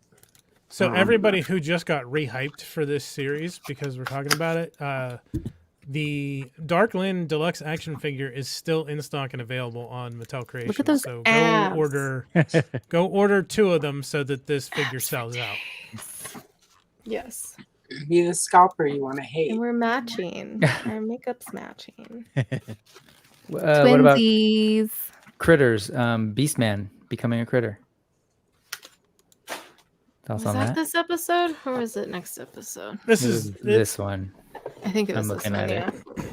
it. I thought that was interesting. I thought he would have more of a what's the word? Like he basically wouldn't I don't know, have more of a say for what he wants to do, which I guess he kind of chooses. I don't know. Like it felt like very much being like still her pet. Like, I know he will do whatever for her, but Servants to I don't know. So is he Speaking of Battle cats. Beast or is he Beast Mount? I don't know. I don't know. But in terms of being forced, I mean, I think that's her picking up on some Skeletor style of leadership. Just kind of Yeah. Well, making doesn't he say decisions. something too, like before she transformed, like "I'll be your beast" or He whatever? does. Yeah, in Yeah. this case, I will be your beast. So he consents, but he does look a little weird to me, like as far as a beast, honestly, like, because a couple of folks have been like, hey, did you see that? That's totally right up your alley, because I love like the big wolf toy and the boar toy, and I like love that stuff. But Mhm. proportions wise, Beastie Boy. I was just gonna do that's that. it. Beastie That's Boy. it. We got it, guys. Brass monkey. If they would have made him as a toy, though, he would have been huge. Because, like, compared to Oh yeah, Battle he's Cat, so big. That's what they said. Anywho, okay. Anything else about episode 4 before we move on to episode 5? I think we're good, right? All right, then we can talk more about everything at the end. Okay, episode 5 comes with everything you see here. That's the one I Summary- thought you were Everything you see referring here. to earlier, Johnny. Yeah. Summary is Tila assumes her new role and Adam reclaims the Sword of Power as the final confrontation for the fate of Eternia and the entire universe begins.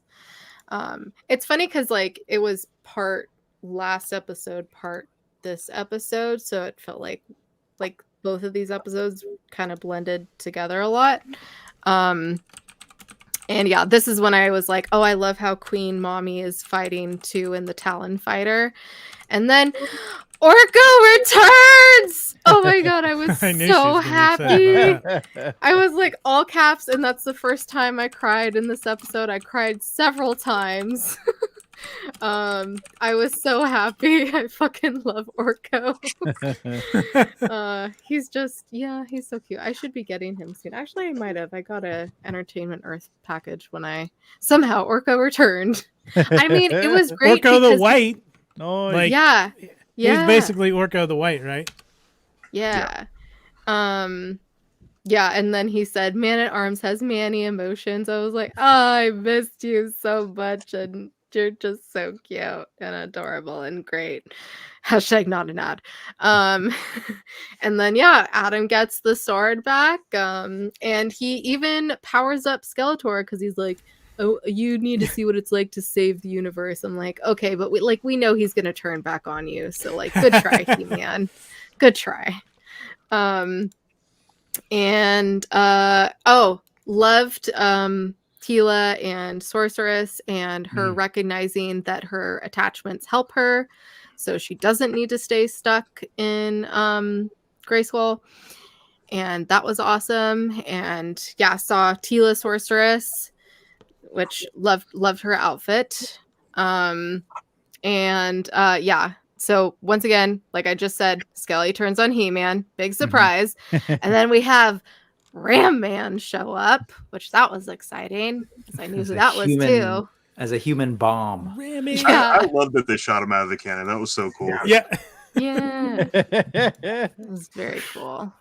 I was a big fan. And then when like he literally takes Battle Cat and they like jump into the air, and I was like, damn, Battle Cat got hops.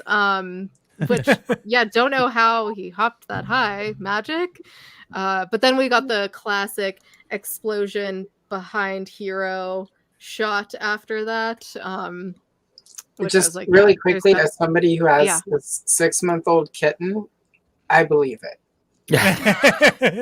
Because he literally the other day flew from the floor to like the top of the door. He didn't Oh, make yeah. it because he's only 6 months, but Yeah. floor to the door. So, Floor to the anyhow, door. continue. Yeah, they're crazy. Yeah, my roommate's cat will literally in our hallway will jump from the floor and hit the ceiling. It's crazy. Let's see. Oh, and I loved the Tila and Evelyn fight. Like the fight itself was really cool, and then the fact that Tila was still trying to like talk and negotiate with her. I was like, this never happens during battles. I don't know, my nose just got plugged up. This never happens during battles. Like, it's just like punchy punch, fighty fight, like we were saying before. So I thought that was really cool. And I was like, oh yeah, once again, first of all, there would never be wars if women were in charge. Second of all, if there was, they would be more like this, like make more sense, and they would be over a lot more quickly. But once again, that wouldn't happen if women were in charge. And yeah, she shows Lynn the magic of the universe and her or creation story that she saw.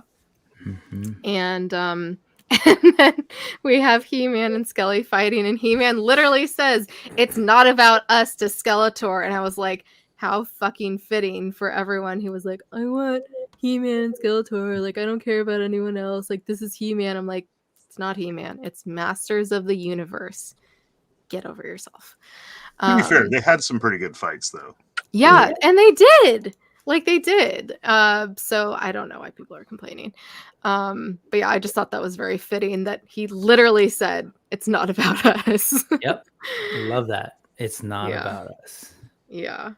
And then when Sorceress Tila comes in, I did notice how He-Man was looking at her and was like looking at she was carrying Evil Lynn, and he's, looking at her with like pride and not with not being like surprised or anything like that, she won the fight. Mm-hmm. And then I was very scared that Orca was going to go back, and then Lynn grabs him and is like, no, not yet. And I was like, aw, their stories come full circle. It was really cute. Very cute. Yeah, and then Andra is now a man-at-arms too, which love that. She was already a lieutenant, and yeah, I guess she ranked up, or I don't know how it works in their society, but she was a good hire, as King Randor says. I love that one. Like at the beginning, they were making Tila man-at-arms. I presume that Duncan was retiring or moving out of that position. And then when Randor banishes Duncan and Tila leaves, I presume that he's been operating without someone in the position of man-at-arms since then. Well, unpopular opinion, I don't think Tila would have been a very good man-at-arms because she's not particularly technically motivated. Whereas Andra is far better in that role because Andra actually understands the mechanics and technology, and her mind works in that way. Tila is a warrior. Back to the toy, she's the warrior goddess. So it can only be one person? I thought it could be many people. Well, it's like a role. It's like your weapon. It's like a weapons military, basically. Like you got one. But there's master. There's a bunch of generals. There's a bunch of lieutenants. I thought there was just a bunch, especially because there's a bunch of other dudes that wear the same armor as those are the Royal Guards. Those are the Royal Guard. Tila's the captain of the Royal Guard, but man-at-arms is the weapons master. So it's different roles. Tila would have been terrible. Again, she would have been terrible because she's not good with technology. There's a reason, in my opinion, some of these storylines really work because Tila's way too emotional to be a weapons master. Again, I don't mean that in a bad way. She is very much going back to the mini comics, grab a sword and go fight.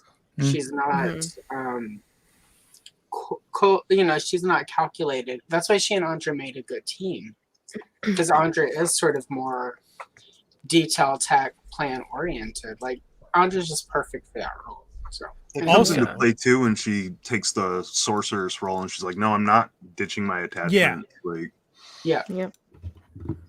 She's heart. Tila's all heart, and it's just big fills, and that's good. We like that. You spelled it wrong. I don't know if it's because of, I forget the timing of this, but there's the whole idea of her attachments and how that gives her power. Two things. It reminded me, one, of Buffy, we were talking about Buffy last time too.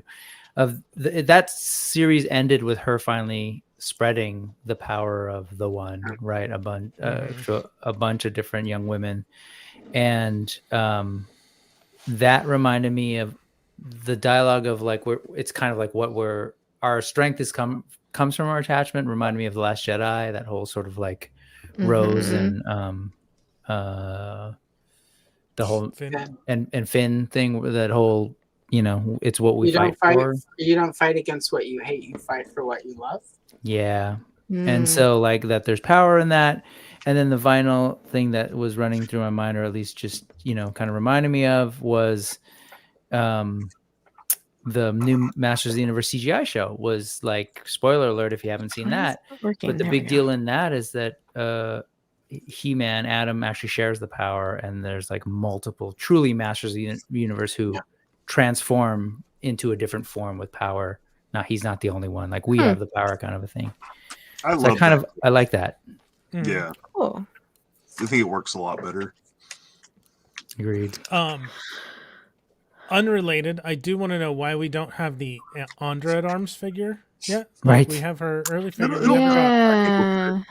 Yeah, I feel like it'll come. We don't have the epilogue Evelyn figure either, because she's got her own different look in this epilogue that we don't have. She a figure. does. So good. She does. More and I put this in my either, though, which is frustrating. I put this in my notes at the end, but I was like, I might have seen Andra before if people showed her, but like I feel like I didn't really see her so much, and it just makes me sad. And now I definitely need her. There's plenty of her at my Target. I saw like right 5 or 6 now. Yeah. Yeah, there's like half I have never. They just found, it's like they found a warehouse somewhere that had a bunch of Andras, and there's one other figure. I forget who's. You should get two of them, though, because she does have the head sculpt of that really cool helmet she wears in the beginning, like the gas mask helmet. And you will want to, or you get 3 so you can flank her with 2 of the, like, as though those are her, like, lieutenants. Not that that's what I've done, but I'm just saying. That's what I wanted to do. Like, when she was on clearance, I was always tempted to get at least 1 or 2 more so I could have, like troopers behind her, and then I never did, and now she's back up to full retail price. Yeah, just get a couple Andras. You need all the Andras. Will do. Yeah, and I was like, Lynn, going to a peaceful land. How nice. And then we get another one, Blithering Boobs by Skelly, because, got to get one more out of him. I wonder what their count was. They're keeping track. They're like, can we get this in every episode? Every script. Yeah. How much boobage? Yeah, and we get Mommy Board stands up against Skelly. And I was like, wow, the toy they did a great job with it. Now watching the show, like I'd seen like stills from the show, but I think watching it, especially with like her cords and everything, like they did such a good job. And I was like, oh, Skelly getting that mommy juice now. And then, that's when I was like, is that the Horde logo? Which I was right.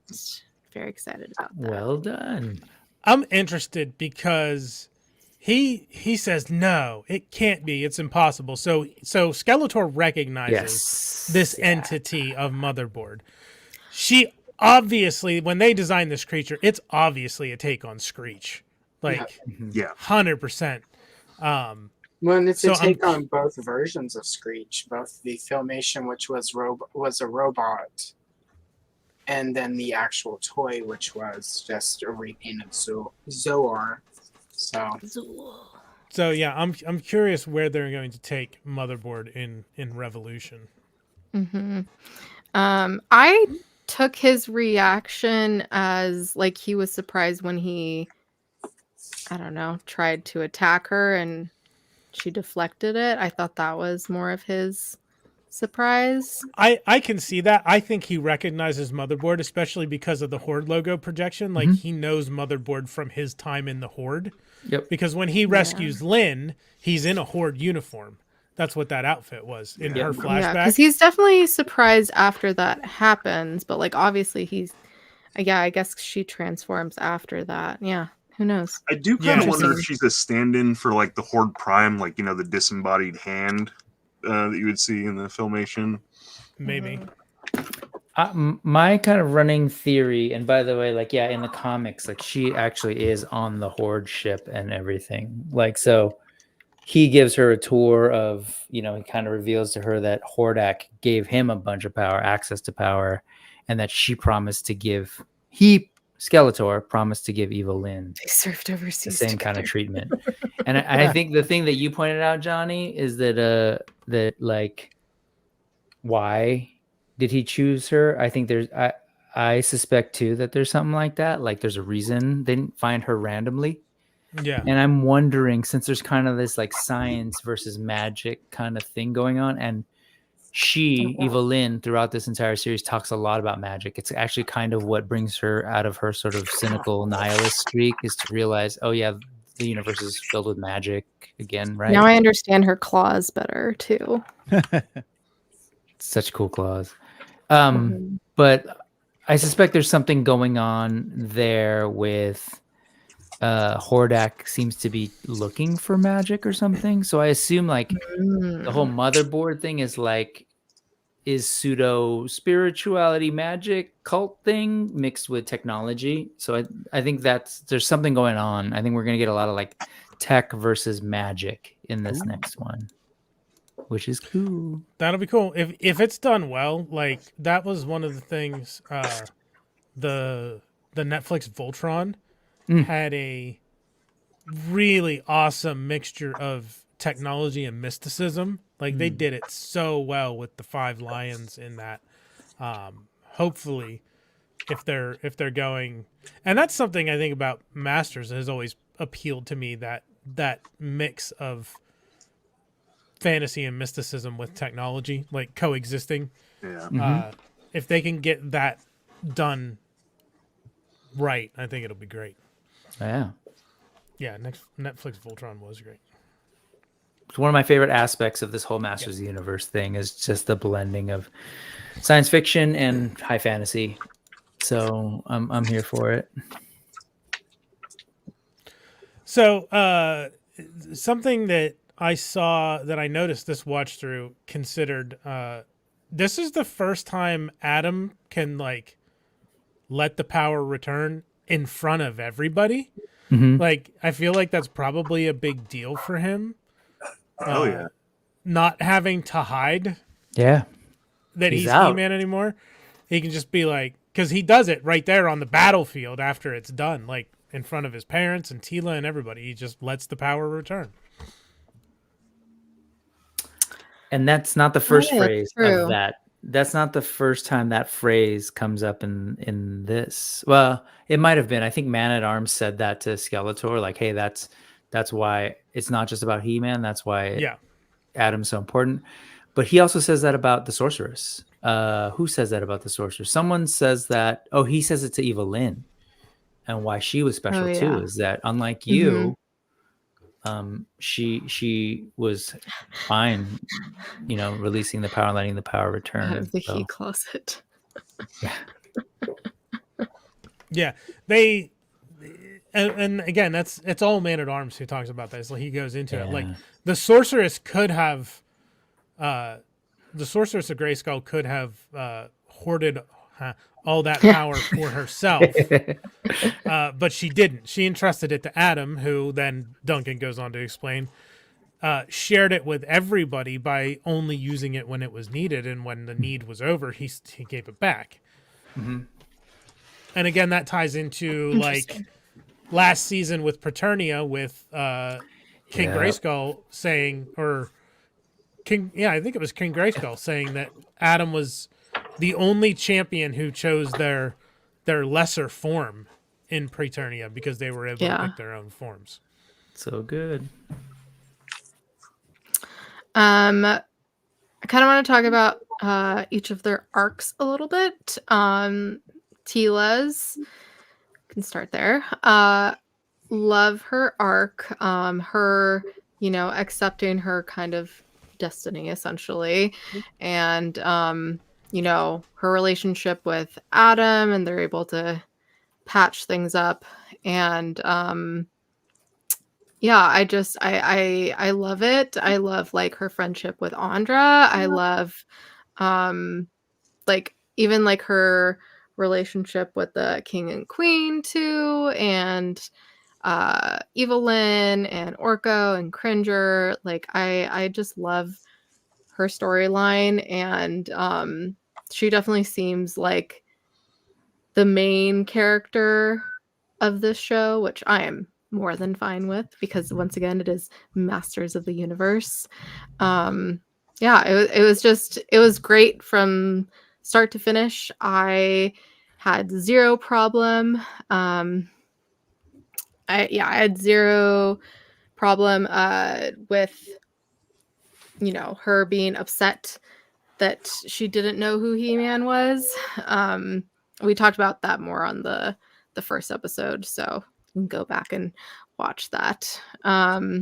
Yeah. Vactor does have to leave us soon.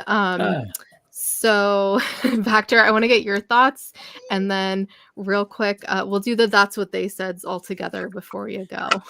Okay.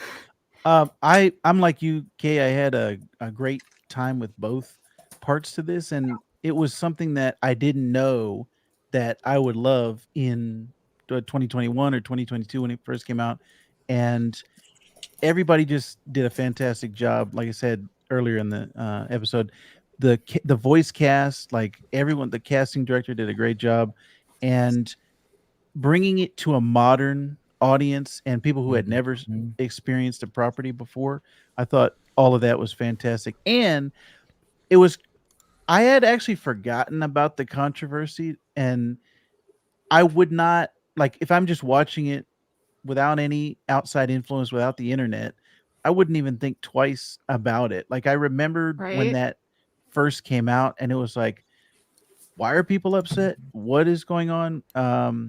Like, that was all the chatter when it first came out, was like, it wasn't about the show. It was about this fanboy backlash. And it was like, this is not interesting to me. So it's, I had to relive that and say, oh yeah, I forgot all about that. But yeah, it's kind of Yeah, ridiculous. and unfortunately it is back once again, which is really sad because yeah, I didn't experience it when I watched the first part, and unfortunately I did before watching the second part because of all that shit. And yeah, it sucks, but I still enjoyed it. I echo everything that you just said. Sorry. Any last words before we do That's What They Said? For Vactor. Oh, you guys, we'll talk more after. Yeah, I really enjoyed it. Can't wait for the next part that's coming out. And I'm just confused with Revolution, Matrix. I don't know what's going on. I know. I think everyone is like, people keep calling Revelation, or just saying like Revelation season 2. Yeah, I'm not really sure why they did it that way, or like chose a word that's so similar. Right. Like I like the play on words with it, but still, yeah, it'll be very interesting to see. And no matter what order we go in, Thanos has to say the Fisto line. FYI. So I figured it out. Oh, okay. Yeah. Vactor, if you're staying with us for the That's What They Said, you have to start. Oh, okay. So Vactor, then Allison, then you. No, Vactor, Thanos, Allison, just in order. Vactor, Thanos, Allison, me, you, Brick, Vactor, etc. I think I meant to say Thanos, but I said in order. I'm confused. I've never done this before. Just go in order. Vactor will read the first one. You read the next one on the list. I'm assuming Kayla sent Wait, I them thought to you said. So Vactor does starts. have to go first for Thanos to say it. Okay, got it. Yes. I sent it. Did you get it, Thanos, on Instagram? Yeah, I tried to pull it up on the computer, but it told me it didn't work, so I got it on my phone. Okay. Is the page that says That's What They Said on top the first one? That's the first page. TWTS, yeah. Yeah, TWTS. Okay. All right. That's the first one. I'm on the right page. So we just say one line at a time. Yeah, just go in order. Channel a Wednesday. And I'm first, right? Yeah, Vactor, you'll go first. So take it away. You wouldn't pull that if Prince Adam was here. The pearl I seek is trapped inside. Sorry about the mess. No glove, no love. If you're done having fun, let's finish this. It would be rude not to share. It swallows you whole. You're all wet, Skeletor. I'm impressed. Get in and get out as fast as you can. You are dripping with it. I'll need your help with it, Tila. I'm just savoring the taste. I'd sure like to fist him.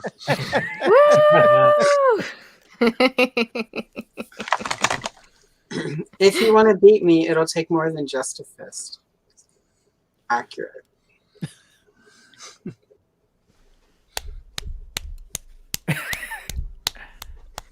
Pounding continues. Perfect. It was in the subtitles. I was like, I have to put it. And now, to finish him off. We won't survive another round of this. 30 hours of this? Don't you ever sleep? You're welcome. Show it to me again. I can't do this without thinking of Fire Marshal Bill. Let me show you something. I'm happy you took my point. I felt something. Mine's bigger. Are you coming or not? Naughty kitty.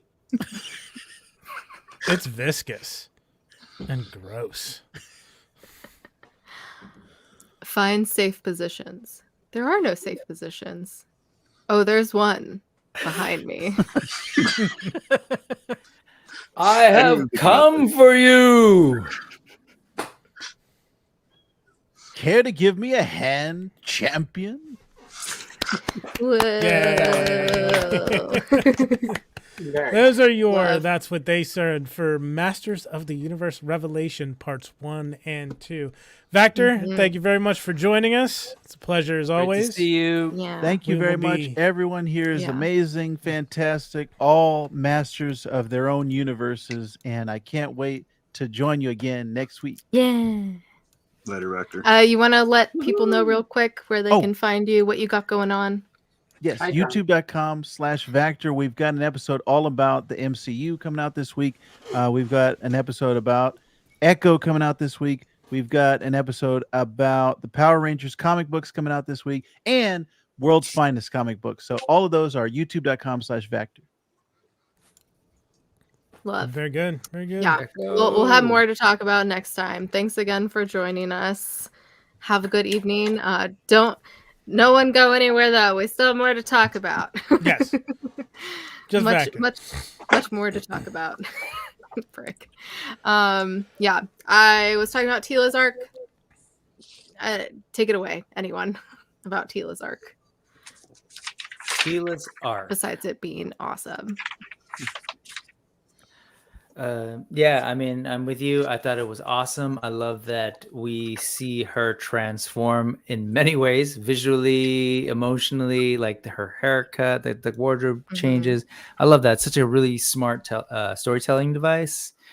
And there's been a lot made about like, hey, I was expecting He-Man, and there was a bait and switch, and even from the beginning when you played that sort of the Magna Carta thing at the very beginning of the show from Filmation, like it was real clear that yes, He-Man clearly was like this focused character, but the other characters got a whole lot of time in these episodes, in the old Filmation show. I was just saying to someone today, like, I didn't feel like it was a bait and switch at the beginning of every episode when Adam shows up and says, "I'm Adam, Prince of Eternia and Keeper of the whatever," and like it's all about him, and then all of a sudden it's an episode about Orko, or it's an episode about King Randor, or it's an episode about Marlena. I didn't feel like it was a bait and switch.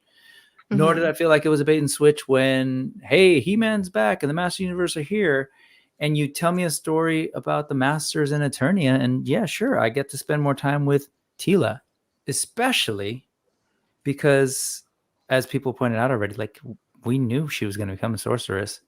Like, that was never a secret. Like, yeah, this is one of the stories that's been needed to be told for a long time. That's how I feel about Tila's art. Yeah.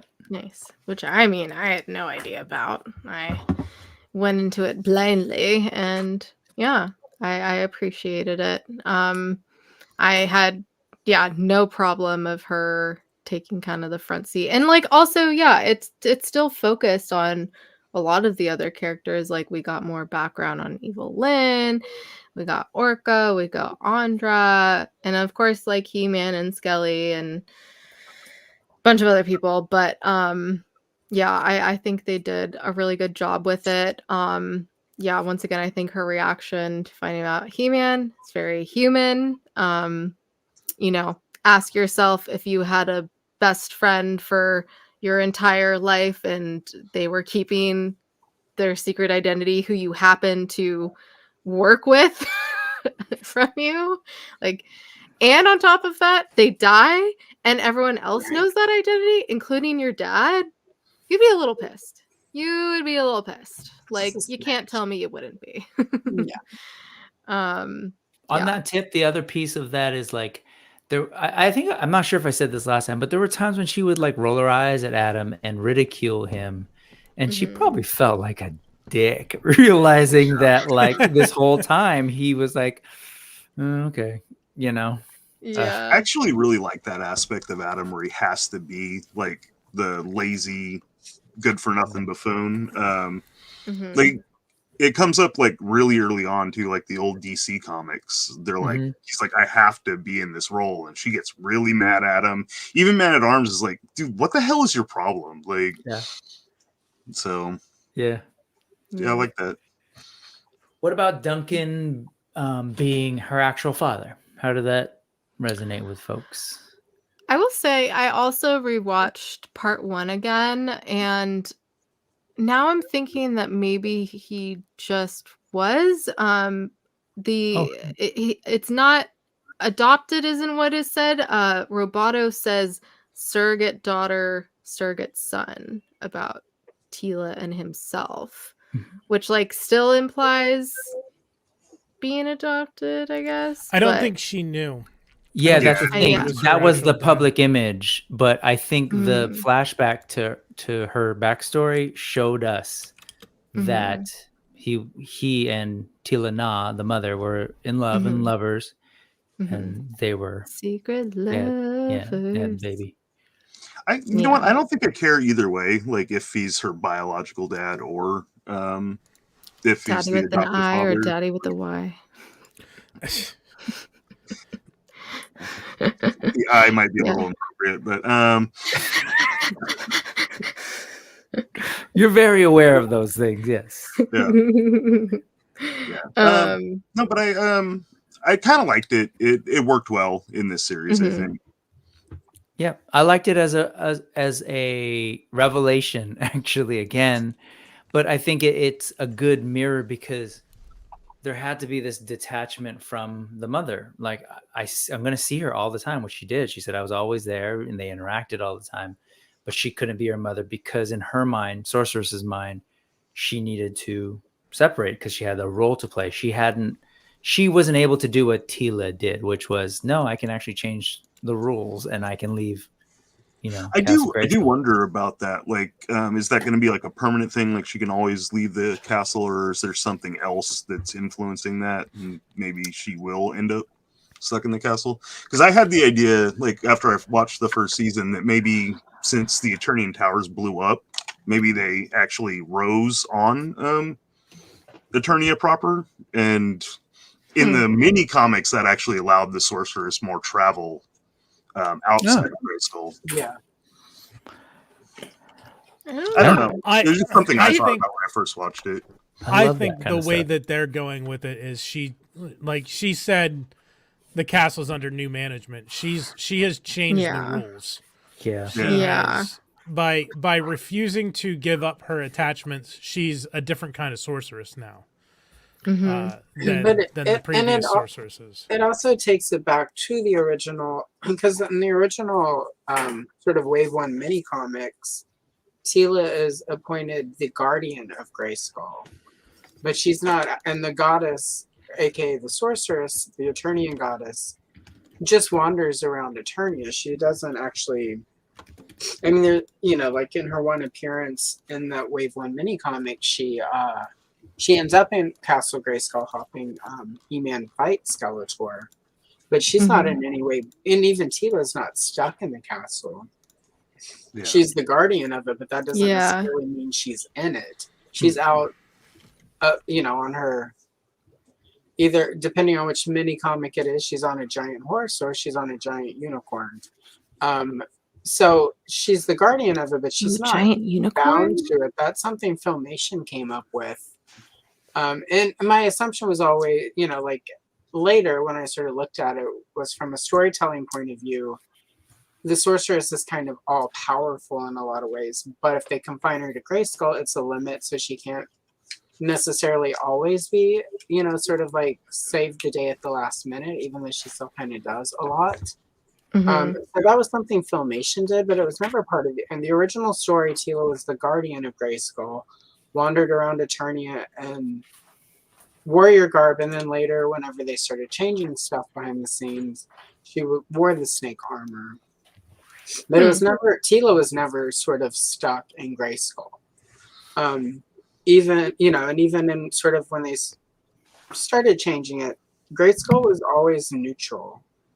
And those, it wasn't until like, again, Filmation where they changed all of this backstory. So for me, a lot of Revelation was just them sort of getting back to trying to take things back in some ways to where there's, even though they added a lot of lore to flesh out the background, it was also stripping a lot of sort of the like unnecessary bits and pieces that just sort of bogged it down. Like the sorceress is stuck in Grayskull. That limits how you can use that character. So, you know, Tila and the sorceress were originally, you know, one action figure, and that still confuses people. So like we're in a place where now Tila is the sorceress. So it, again, I think it's a way to get the story in a lot of ways, even though they're fleshing it out, making Eternia and the world richer. A lot of the characters there seem to be stripping down in some ways. Even though Tila has all this extra stuff, she's much closer to her original incarnation of the guardian of Grayskull. You know, just another way to control women, I guess. Make her stay in one place. Yeah. I mean, just based on what Allison's saying, it's just a reminder that, like, that's a tricky thing about Masters of the Universe. And when people get real attached to a particular thing and they say that's not He-Man, what's trippy is that He-Man and Masters of the Universe, well, it's just changed. Like it's repeatedly changed. And so, and remember when this came out, there were like two brand new, like very different approaches to He-Man being presented at the same time. So they really like drove the Masterverse thing home, right? The notion of like there's lots of different versions. So yeah, because like when the line debuted in the 80s, like with the toys first, the mini comics had their own continuity, and then Filmation had its continuity, and then there was a different continuity, and and the thing is picture books and Mattel had continuities. Mattel had no backstory, right? So and this is important for everyone.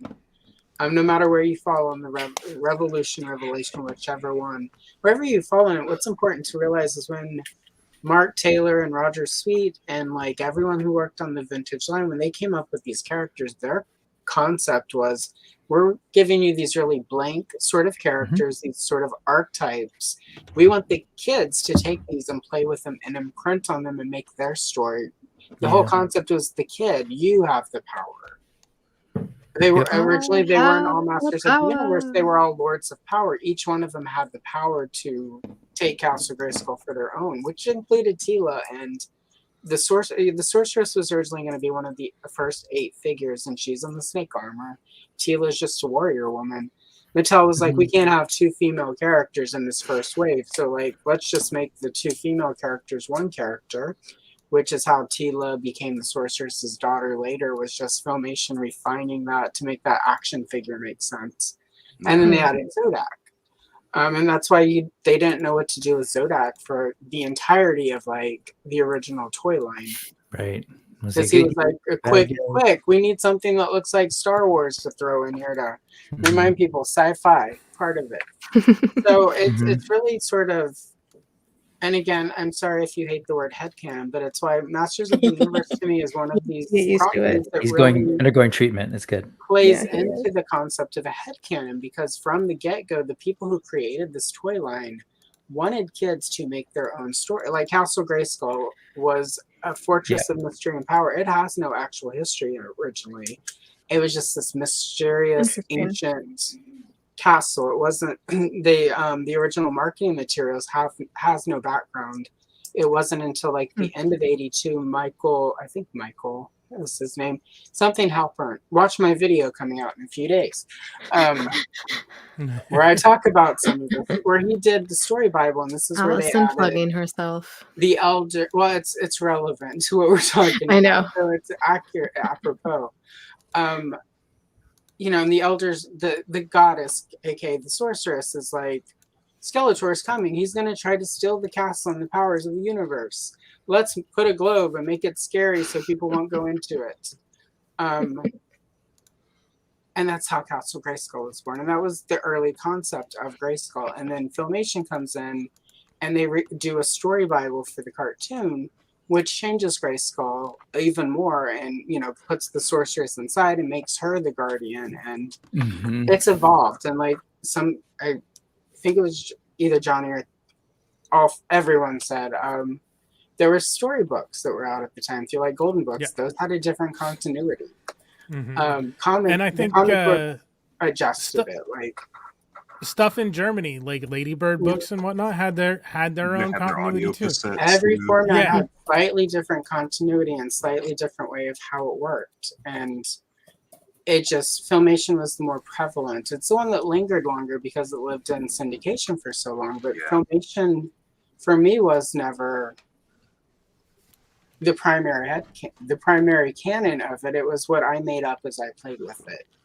I put more value on that. I still pick and choose. Like, I loved Revelations, but for sort of the headcanon that dictates how I pose my shelves, what custom figures I do, what characters from other toy lines that are compatible that I fit in, that's all my headcanon. That's all ties back into the stories I made up as a kid that have been my stories for 40 years now. Like, Johnny is struggling. Yeah. You just need to get over it, Johnny. It's such a weird hang up to be sad that people. I know. The weirdest pet peeve. I have fully admitted that it is irrational. Like, it makes me like, irrationally angry. Why? Anyway, what about you haven't been on Payne's free samples yet. We'll get you on Payne's to discuss this. Yeah. Yes. People doing what they want with their toys and their properties. So anyway. Before we wrap up, we did skip over 2 characters that I've heard a lot about, but Evelyn's arc and Orko's arc, and I'll kind of wrap them together. Well, we can keep talking, Johnny. Yeah, I have to leave. Johnny will eat the F out because I have to work in the morning. But you guys are more than welcome to continue the. Yeah. Yeah. So I want Johnny's thoughts. Me, I guess. Sorry, Johnny. Johnny, before you go, what's with the Peacekeeper sign in the corner? That's the Vulcan IDIC, infinite diversity in infinite combinations. Just reminds me of the IDIC, circle with the triangle. Peacekeeper, yeah. Love. Or maybe I should start pronouncing it IDIC. Either way, yeah, it stands for. I like IDIC though. infinite diversity by and Apple? infinite combinations. It No, is you a did. tenet of the Vulcans from You Star know, Trek. poke your eye out. Okay. I thought it was relevant Apropos. considering recent I've just been staring at it and I just keep thinking the kerfluffles. Peacekeeper sign. Peacekeepers from Farscape. Yeah, it does kind of have that look to it as well. Mm-hmm. Yeah, Johnny, any last thoughts / I want to know your predictions for Revolution. No real thoughts that haven't already been shared by me or other people. Predictions. I'm trying to think of stuff because I did watch the trailer. Like, obviously the Horde's going to be there. They put out this sort of like CS. It's a new hat. Yes. They put out this sort of like almost like a wanted poster, like a comic book cover kind of thing of like who is Despera. I'd be really interested if they end up giving us She-Ra, like if they just bit the bullet and paid the licensing fee and have She-Ra in this. I think that would be pretty cool. I don't know if that's going to happen. I think it would We'll build enough see. hype for season 3 for sure. Yeah, I don't know. I don't have a particular. Shit's gonna get fucked, as we like to Yeah, say. it's just yeah. Motherboard's gonna fuck shit up. I thought I saw a. I thought there was because I thought there was an after credit scene of Hordak actually talking to somebody, but maybe it was a teaser from SDCC last year. Like, it was just a short scene. I thought it was basically Hordak on a beach talking to somebody about something, but maybe I dreamt it. You So I don't dreamt know. it. I don't know. Maybe. I'm the worst person to ask. I'm just interested to see how they work Motherboard and the Horde together, because I think it's interesting. Like I said, with Motherboard looking like she's based off of the designs for Screech, the toy of Screech, essentially. Kayla, like Zoar is we the didn't blue, explain it. I was wondering if she was the thinking blue Screech and- powers. from- Yeah. I was, but I figured it was someone else. Zoar is the falcon, the blue and orange and white falcon god that they saw in the creation myth, and that the Is sorcerer's it not outfit pronounced is based on. Zor? Zoar, either way. Okay. Okay. Zeka. Potato. Okay. Screech is a purple and blue version of that same thing. In the toy line, it was just a repaint, so it was the evil version of Zor. But that is where Motherboard's color scheme 100% comes from. Is Got from it. the She's Screech definitely a figure. player. Got it. Got it. SKREEEECH. It's 3 E's. Three It's extra E's? Screech. Motherboard has the Screech. hots for Lisa Turtle.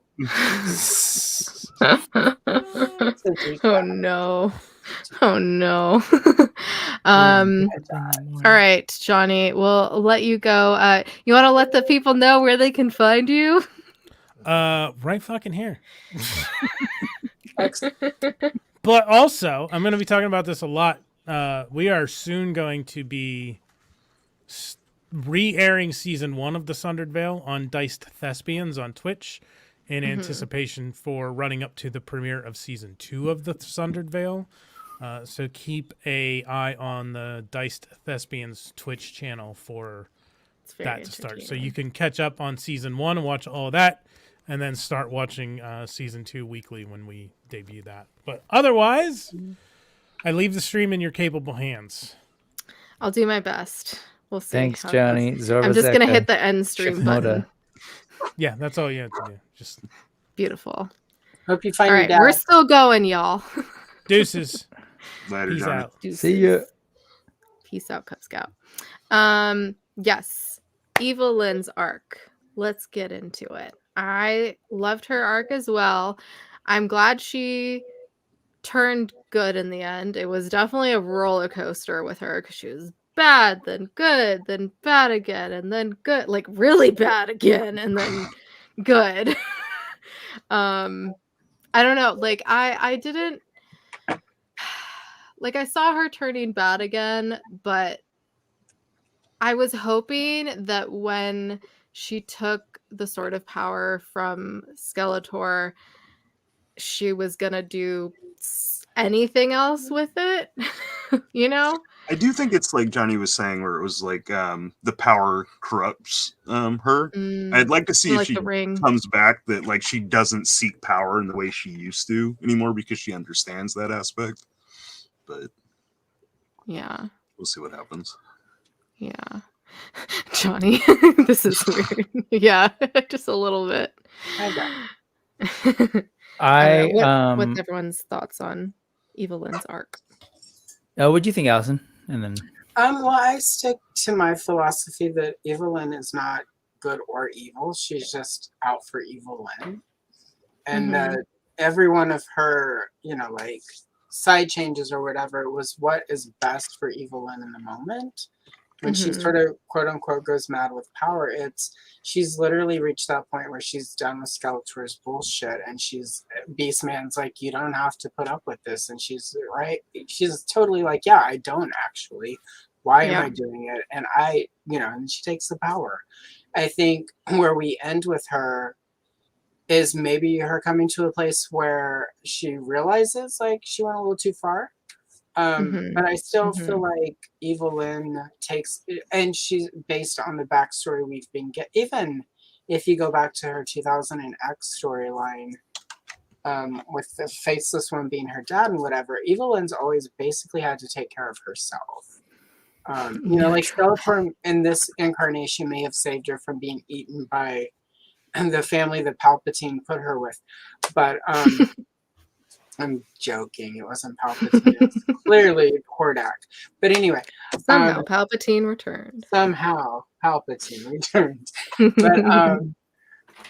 But even that, like, he may have quote unquote saved her, but if that moment in the cartoon, I don't feel like she was helpless. I just think he made it easier for her to escape. It was less violent for her. It was less of a fight because he came in. But my money was about 50-50 that Evelyn could have gotten out of that without Skeletor. Yeah. I think just based on the abusiveness of that situation, I don't know that she didn't have to realize it. Like if he hadn't have intervened, she probably would have escaped, stood up for herself, and then had a different outcome. But instead she gets saved and imprints on the dude with no skin on his face as being her savior. So it creates a dynamic. But Evelyn, even in Filmation, was always out for Evelyn first. Just she had a really weird attachment to Skeletor. I'm really interested in seeing where we go with her next, because like some of the previews kind of gives an indication of where she starts, but also it's just like, I don't know if I trust it. Like, and unless it's good for Evelyn. So yeah, that's very true. I do hope we get a little more of the backstory between her and Skeletor in the next season. I think we will. Me too, and I do think we will. I expect sort of not father, daughter, whatever, but I expect almost a Luke Vader interaction between Evelyn and Skeletor, where he's like completely possessed by the tech and she tries to get through to him. Like, not necessarily like they're still good in you, but you're still in there somewhere, Skeletor. Yeah. So that's kind of what I'm feeling, but I could be completely wrong. I've got big opinions about where we could go with the next big thoughts. 5 episodes. So yeah, I'm kind of sad it's just 5. I wish it was 10. It's actually a little scary. It's only 5. Yeah. Yeah. Me Are too. they going to be? But they're still going to be short. Yeah. I don't know what length, but I listened to a couple people do reviews, non-spoiler reviews, and I don't know. I'll wait for it to sort of see. But people generally said, yeah, it moves fast. Okay. So we'll see. I mean, it has to. I love the Evelyn thing. It's my favorite thing in this series. I'm one of those people that I know a lot of people don't like, where I've heard this a lot especially in Star Wars conversations around the villains and redemption and stuff. People say like, why can't we just have villains like we used to? Why can't they there's just people are bad and then people are good. And I, for a million reasons, don't subscribe to that. I just think it's kind of problematic. Like, I think there's always the potential. I'm a Star Wars kid, I guess. bad. She wasn't born Sure. evil, like And Orko says. yeah, and I'm maybe a Star Wars person. Like the idea of hope, like there has to be that, and I think that's where, if that's an outlook that exists, my feeling is that that's what this show embraced, right? Like it's all about redemption for a lot of people. I think even we got to see Skeletor kind of on the side of good for a little bit. Clearly he's problematic. Clearly, like, he's still got his issues and he's not a quote unquote good guy. But this show does a lot of that sort of blurring the lines of like what we expect from villains. And I suspect that whole thing and that stinger at the end with him sort of not just recognizing Motherboard, but looking scared, that like clearly he's scared of something. Like there's something He's bigger scared of than Evil him. Lyn too. Yep. Yeah. And so when I look at Evil Lyn, I love, like I've mentioned a lot her looks. Like if you watch the show, like visually watch, not just listen, and you see her face reacting to a bunch of stuff, the way like the animators did a great job. Lena Headey does a great job of sort of showing us her inner conflict. And then we get her backstory that she was like, of course she was abused by this guy. And of course she stays with him because in her mind, he saved her from being a gutter rat. And in her mind, if you read the comic, he is actually her way of accessing magic. Like magic's a real big deal for her. And so, and then we see that in the conversation with Orko, which I love. Their interactions are great. And the reason when he comes back and she saves him, but when he reappears, like I tear up because there is this interesting moment between them where, again, she's like, oh crap, what am I doing? Here I am again, like siding with Skeletor. And I feel like all of that, when she sees the creation myth and she sees, oh, what is creation? Oh, it's like one animal kills another, then another one kills another. It's this pointless cycle of people fighting for power and they die. She's like, what is the point? And I think the way I read that is, one, she's real cynical. One, she's like seen too much.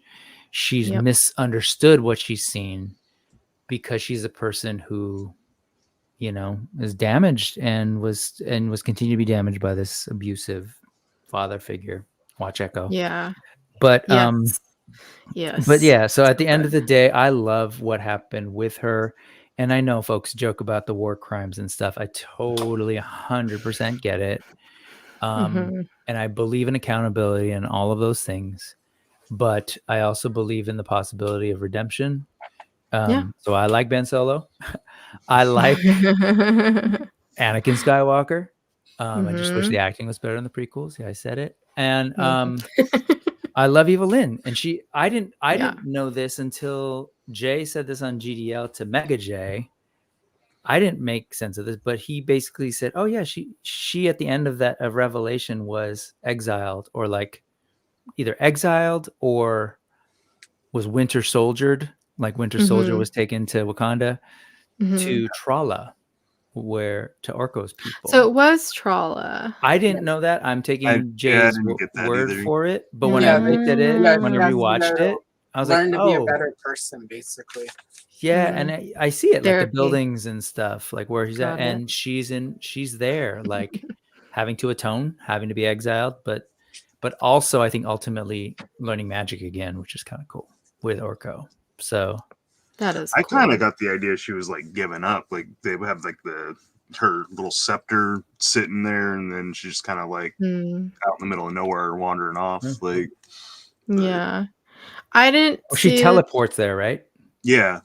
Yeah, I didn't see the trailer, but based on what you guys said, it sounds like she comes back. Like she has to. But I felt like that scene was her just taking some time. Yeah. Such a cool one. She's just gorgeous too. Yeah, mommy. Her just kind of taking some time, to process everything that's happened and, reflect and hopefully do some unpacking. That's how I interpreted it. Could be wrong. Like, I guess part of that too is like, learning from Orko, if that's a thing, which would love to see more of that because I love their friendship. loved all of that. There was something else I was gonna say about it. That was and one now of I like can't the remember. first cracks in her like madness is when she sees Orko coming back. Like she's like, oh man, like I think it was the first time she had regret for like the stuff she was doing, but she still leans into it. Yeah. Shoot, I can't remember the other thing I was gonna say about that. I don't know, maybe I'll think of it later. Any other thoughts on Evelyn, Allison? Nope, that's kind of it. You Mhm. know, nice story Cool. arc, lots of cool figures. Still 2 or 3 more they need to give us from. I would say first at least arc. 2 more figures that we At could least 2 more. get. You mean At of least- her? Yeah, just specifically? from this first season, the classic, and then the end one. And I wouldn't mind. So they some- never did a classic. Interesting. Mm-mm. I didn't It would realize be really that. easy because they've got the head from the first release Evelyn, and then the sort of Tila. classic Tila they did Revelation style has the same costume basically, so they could just do a real easy repaint. So Do we want to talk about Orko's arc? My favorite. I'm just gonna say I hated Orko as a child. He was the stupidest, most ridiculous, boring character. I thought his whole existence was lame and stupid. And I actually liked him in this. I bought that He-Man Orko 2-pack specifically to get that Orko. Because that Orko was cool. So that's yeah. So I don't have the new one yet. But I do also want the CGI Orko because side note, I liked the CGI Orko. So basically 2020, I think that was when all this came out, was the year I learned to appreciate Orko and stop bitching about him. So anyway.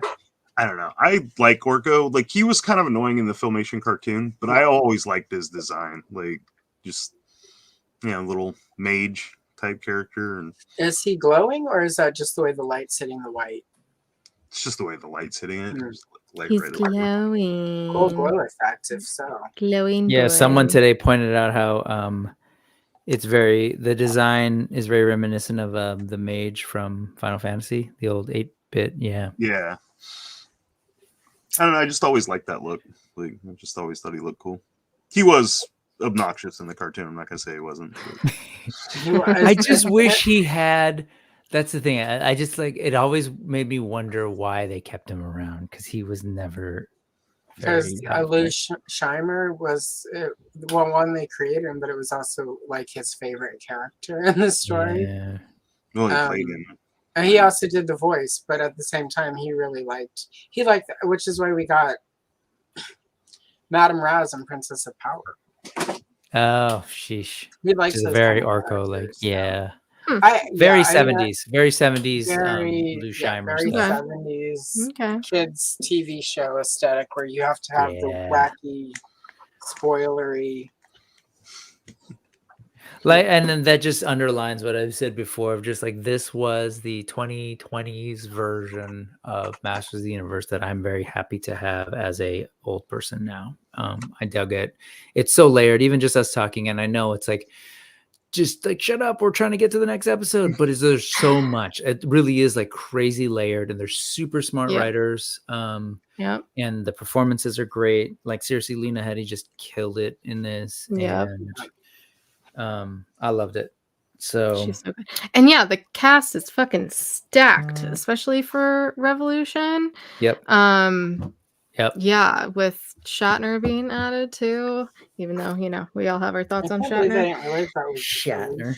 Silverstone. Yeah, I swear I'd seen that, but I was like, oh, that can't be right. As if, which makes so much more sense now because I instantly thought of Clueless, and then I was like, is that her? But I never looked it up until the stream. But yeah, even Cringer. I can't remember the actor's name, but he was in Office Space, News Radio, Barry. My stapler. Yeah. I can't remember the actors, but he's a great actor. I still have that pulled up. Let me check. Yeah, I'm looking on IMDb. I can't think of it. Cringer. Oh, Stephen Root. Yeah, Root. Oh, Is he the one? Oh my god. Wait, is he the one in Dodgeball? Yes, he's Gordon in Dodgeball. My I love that stapler. movie. It took my stapler. Milton. Yeah. Yeah. They filmed that. I worked in an office. It wasn't a TGI Fridays. They filmed that out. It was an abandoned restaurant, but we would go have lunch across the left. highway from that while they were filming. Oh, cool. Yeah, that whole thing where You got they're to in see the him with their car flair. arguing, we were literally sitting. I was literally sitting in my cubicle at the call center watching all day and all night as they drove back and So they were making the movie about you, basically. basically. Actually, yeah. Did you get any royalties from it? No, but I did see Jennifer Aniston Oh, that's right. She's in being there. unhappy that the wind was blowing her hair between teeth. So.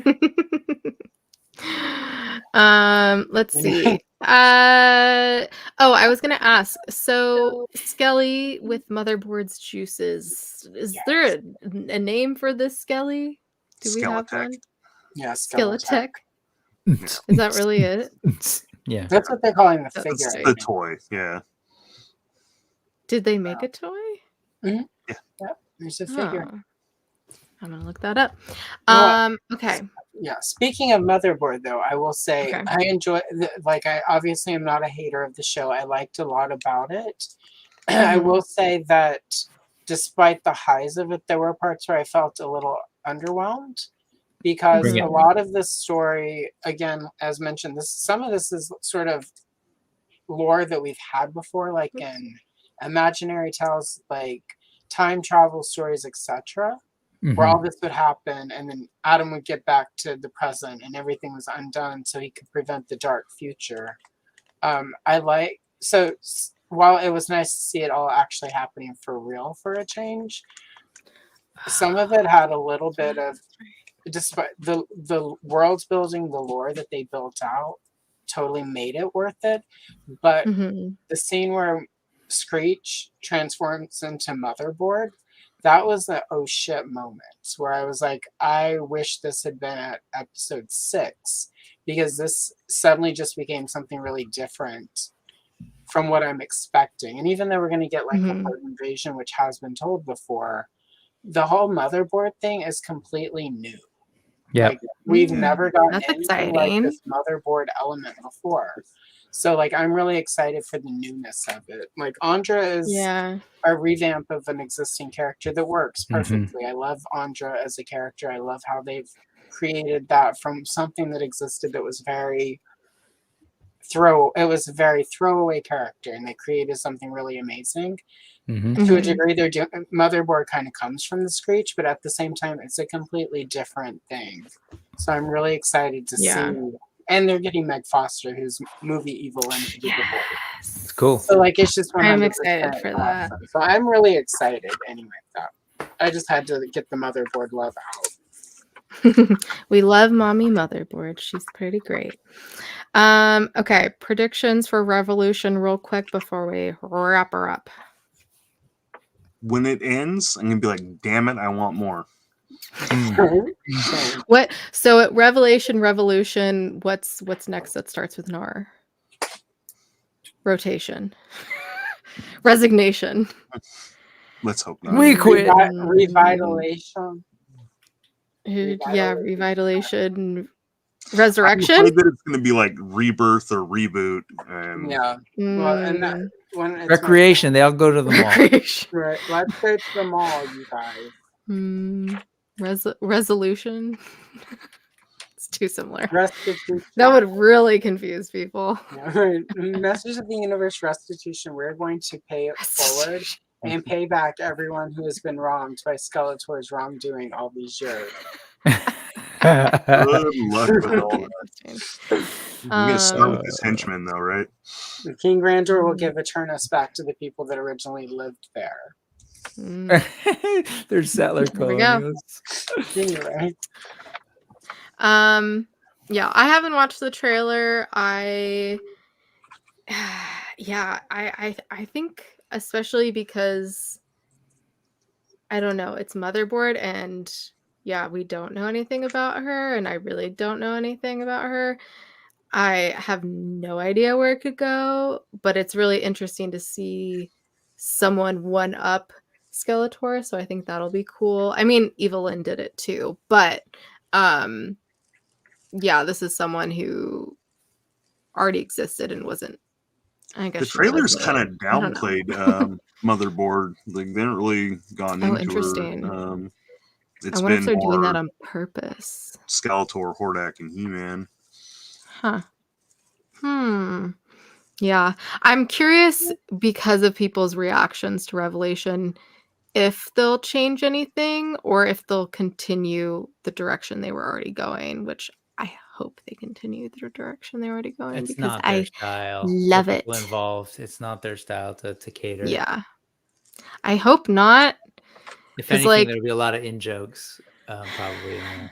yeah, I hope so. I hope it'll be like The Boys and, like, you know, we'll go over all their heads. Yeah, I don't know. Allison, do you have any predictions? A couple. One, and this is I at some point they're gonna end up going to Subternia, I think, and they'll rescue like Fisto and Clamp Champ, and somehow bring back Moss Man. And then my second sort of prediction is about Gweldor and the Cosmic Key, because that is specific lore from the movie. And if anybody,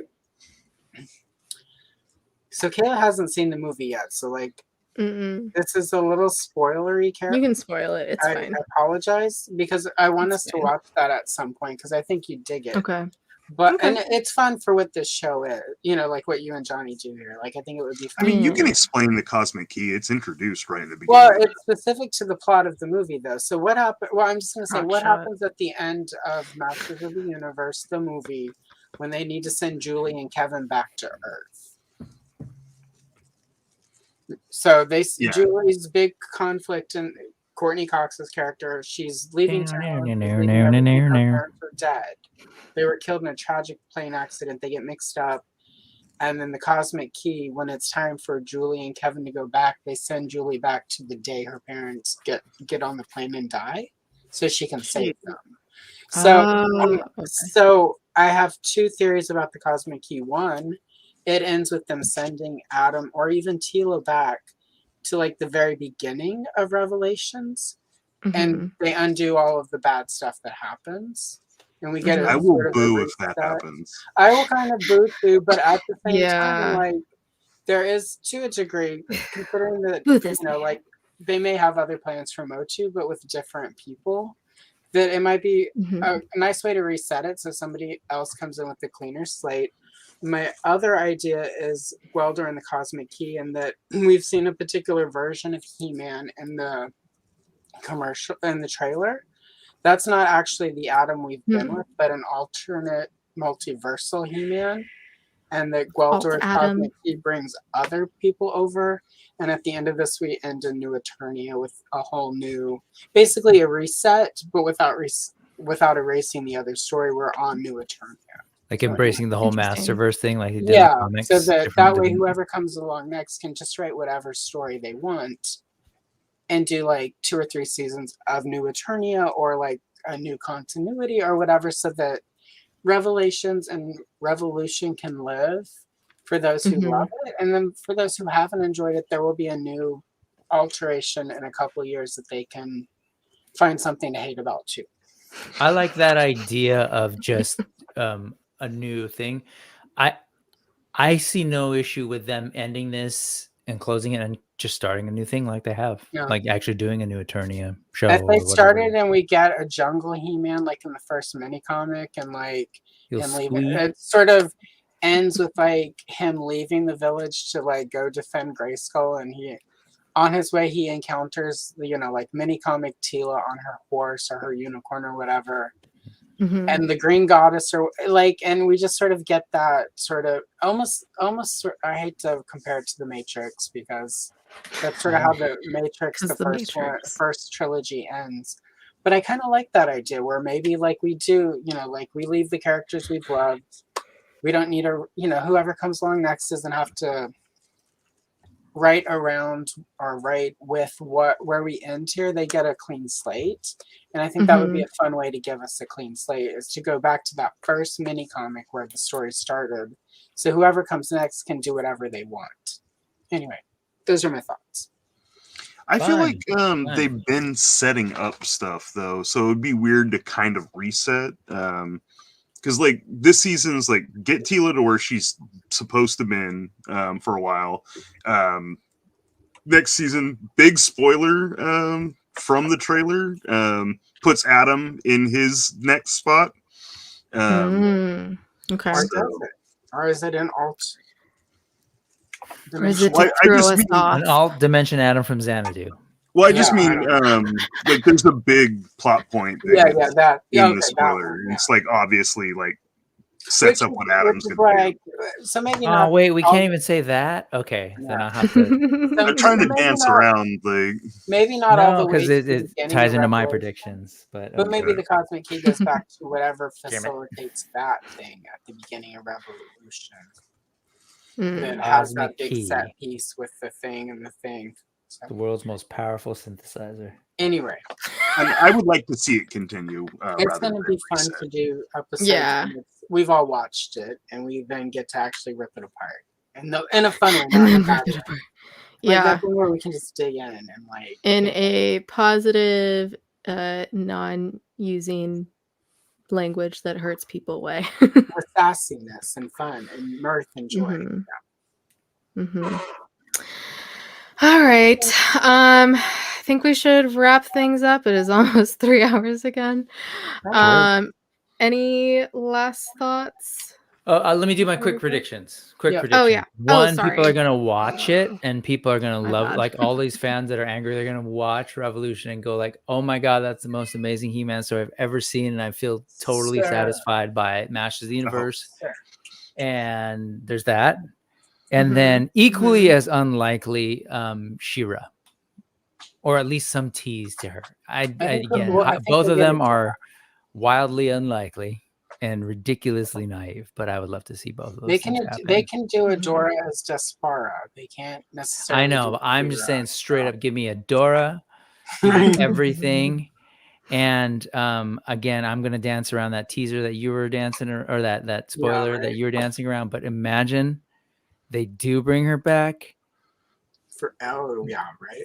given the situation that you were dancing around. That's rough. If they do somehow work her in, I need the last scene to be like, I am Adora, He-Man's twin sister, and the defender of the secrets of the Crystal Castle. Fabulous secrets were revealed to me.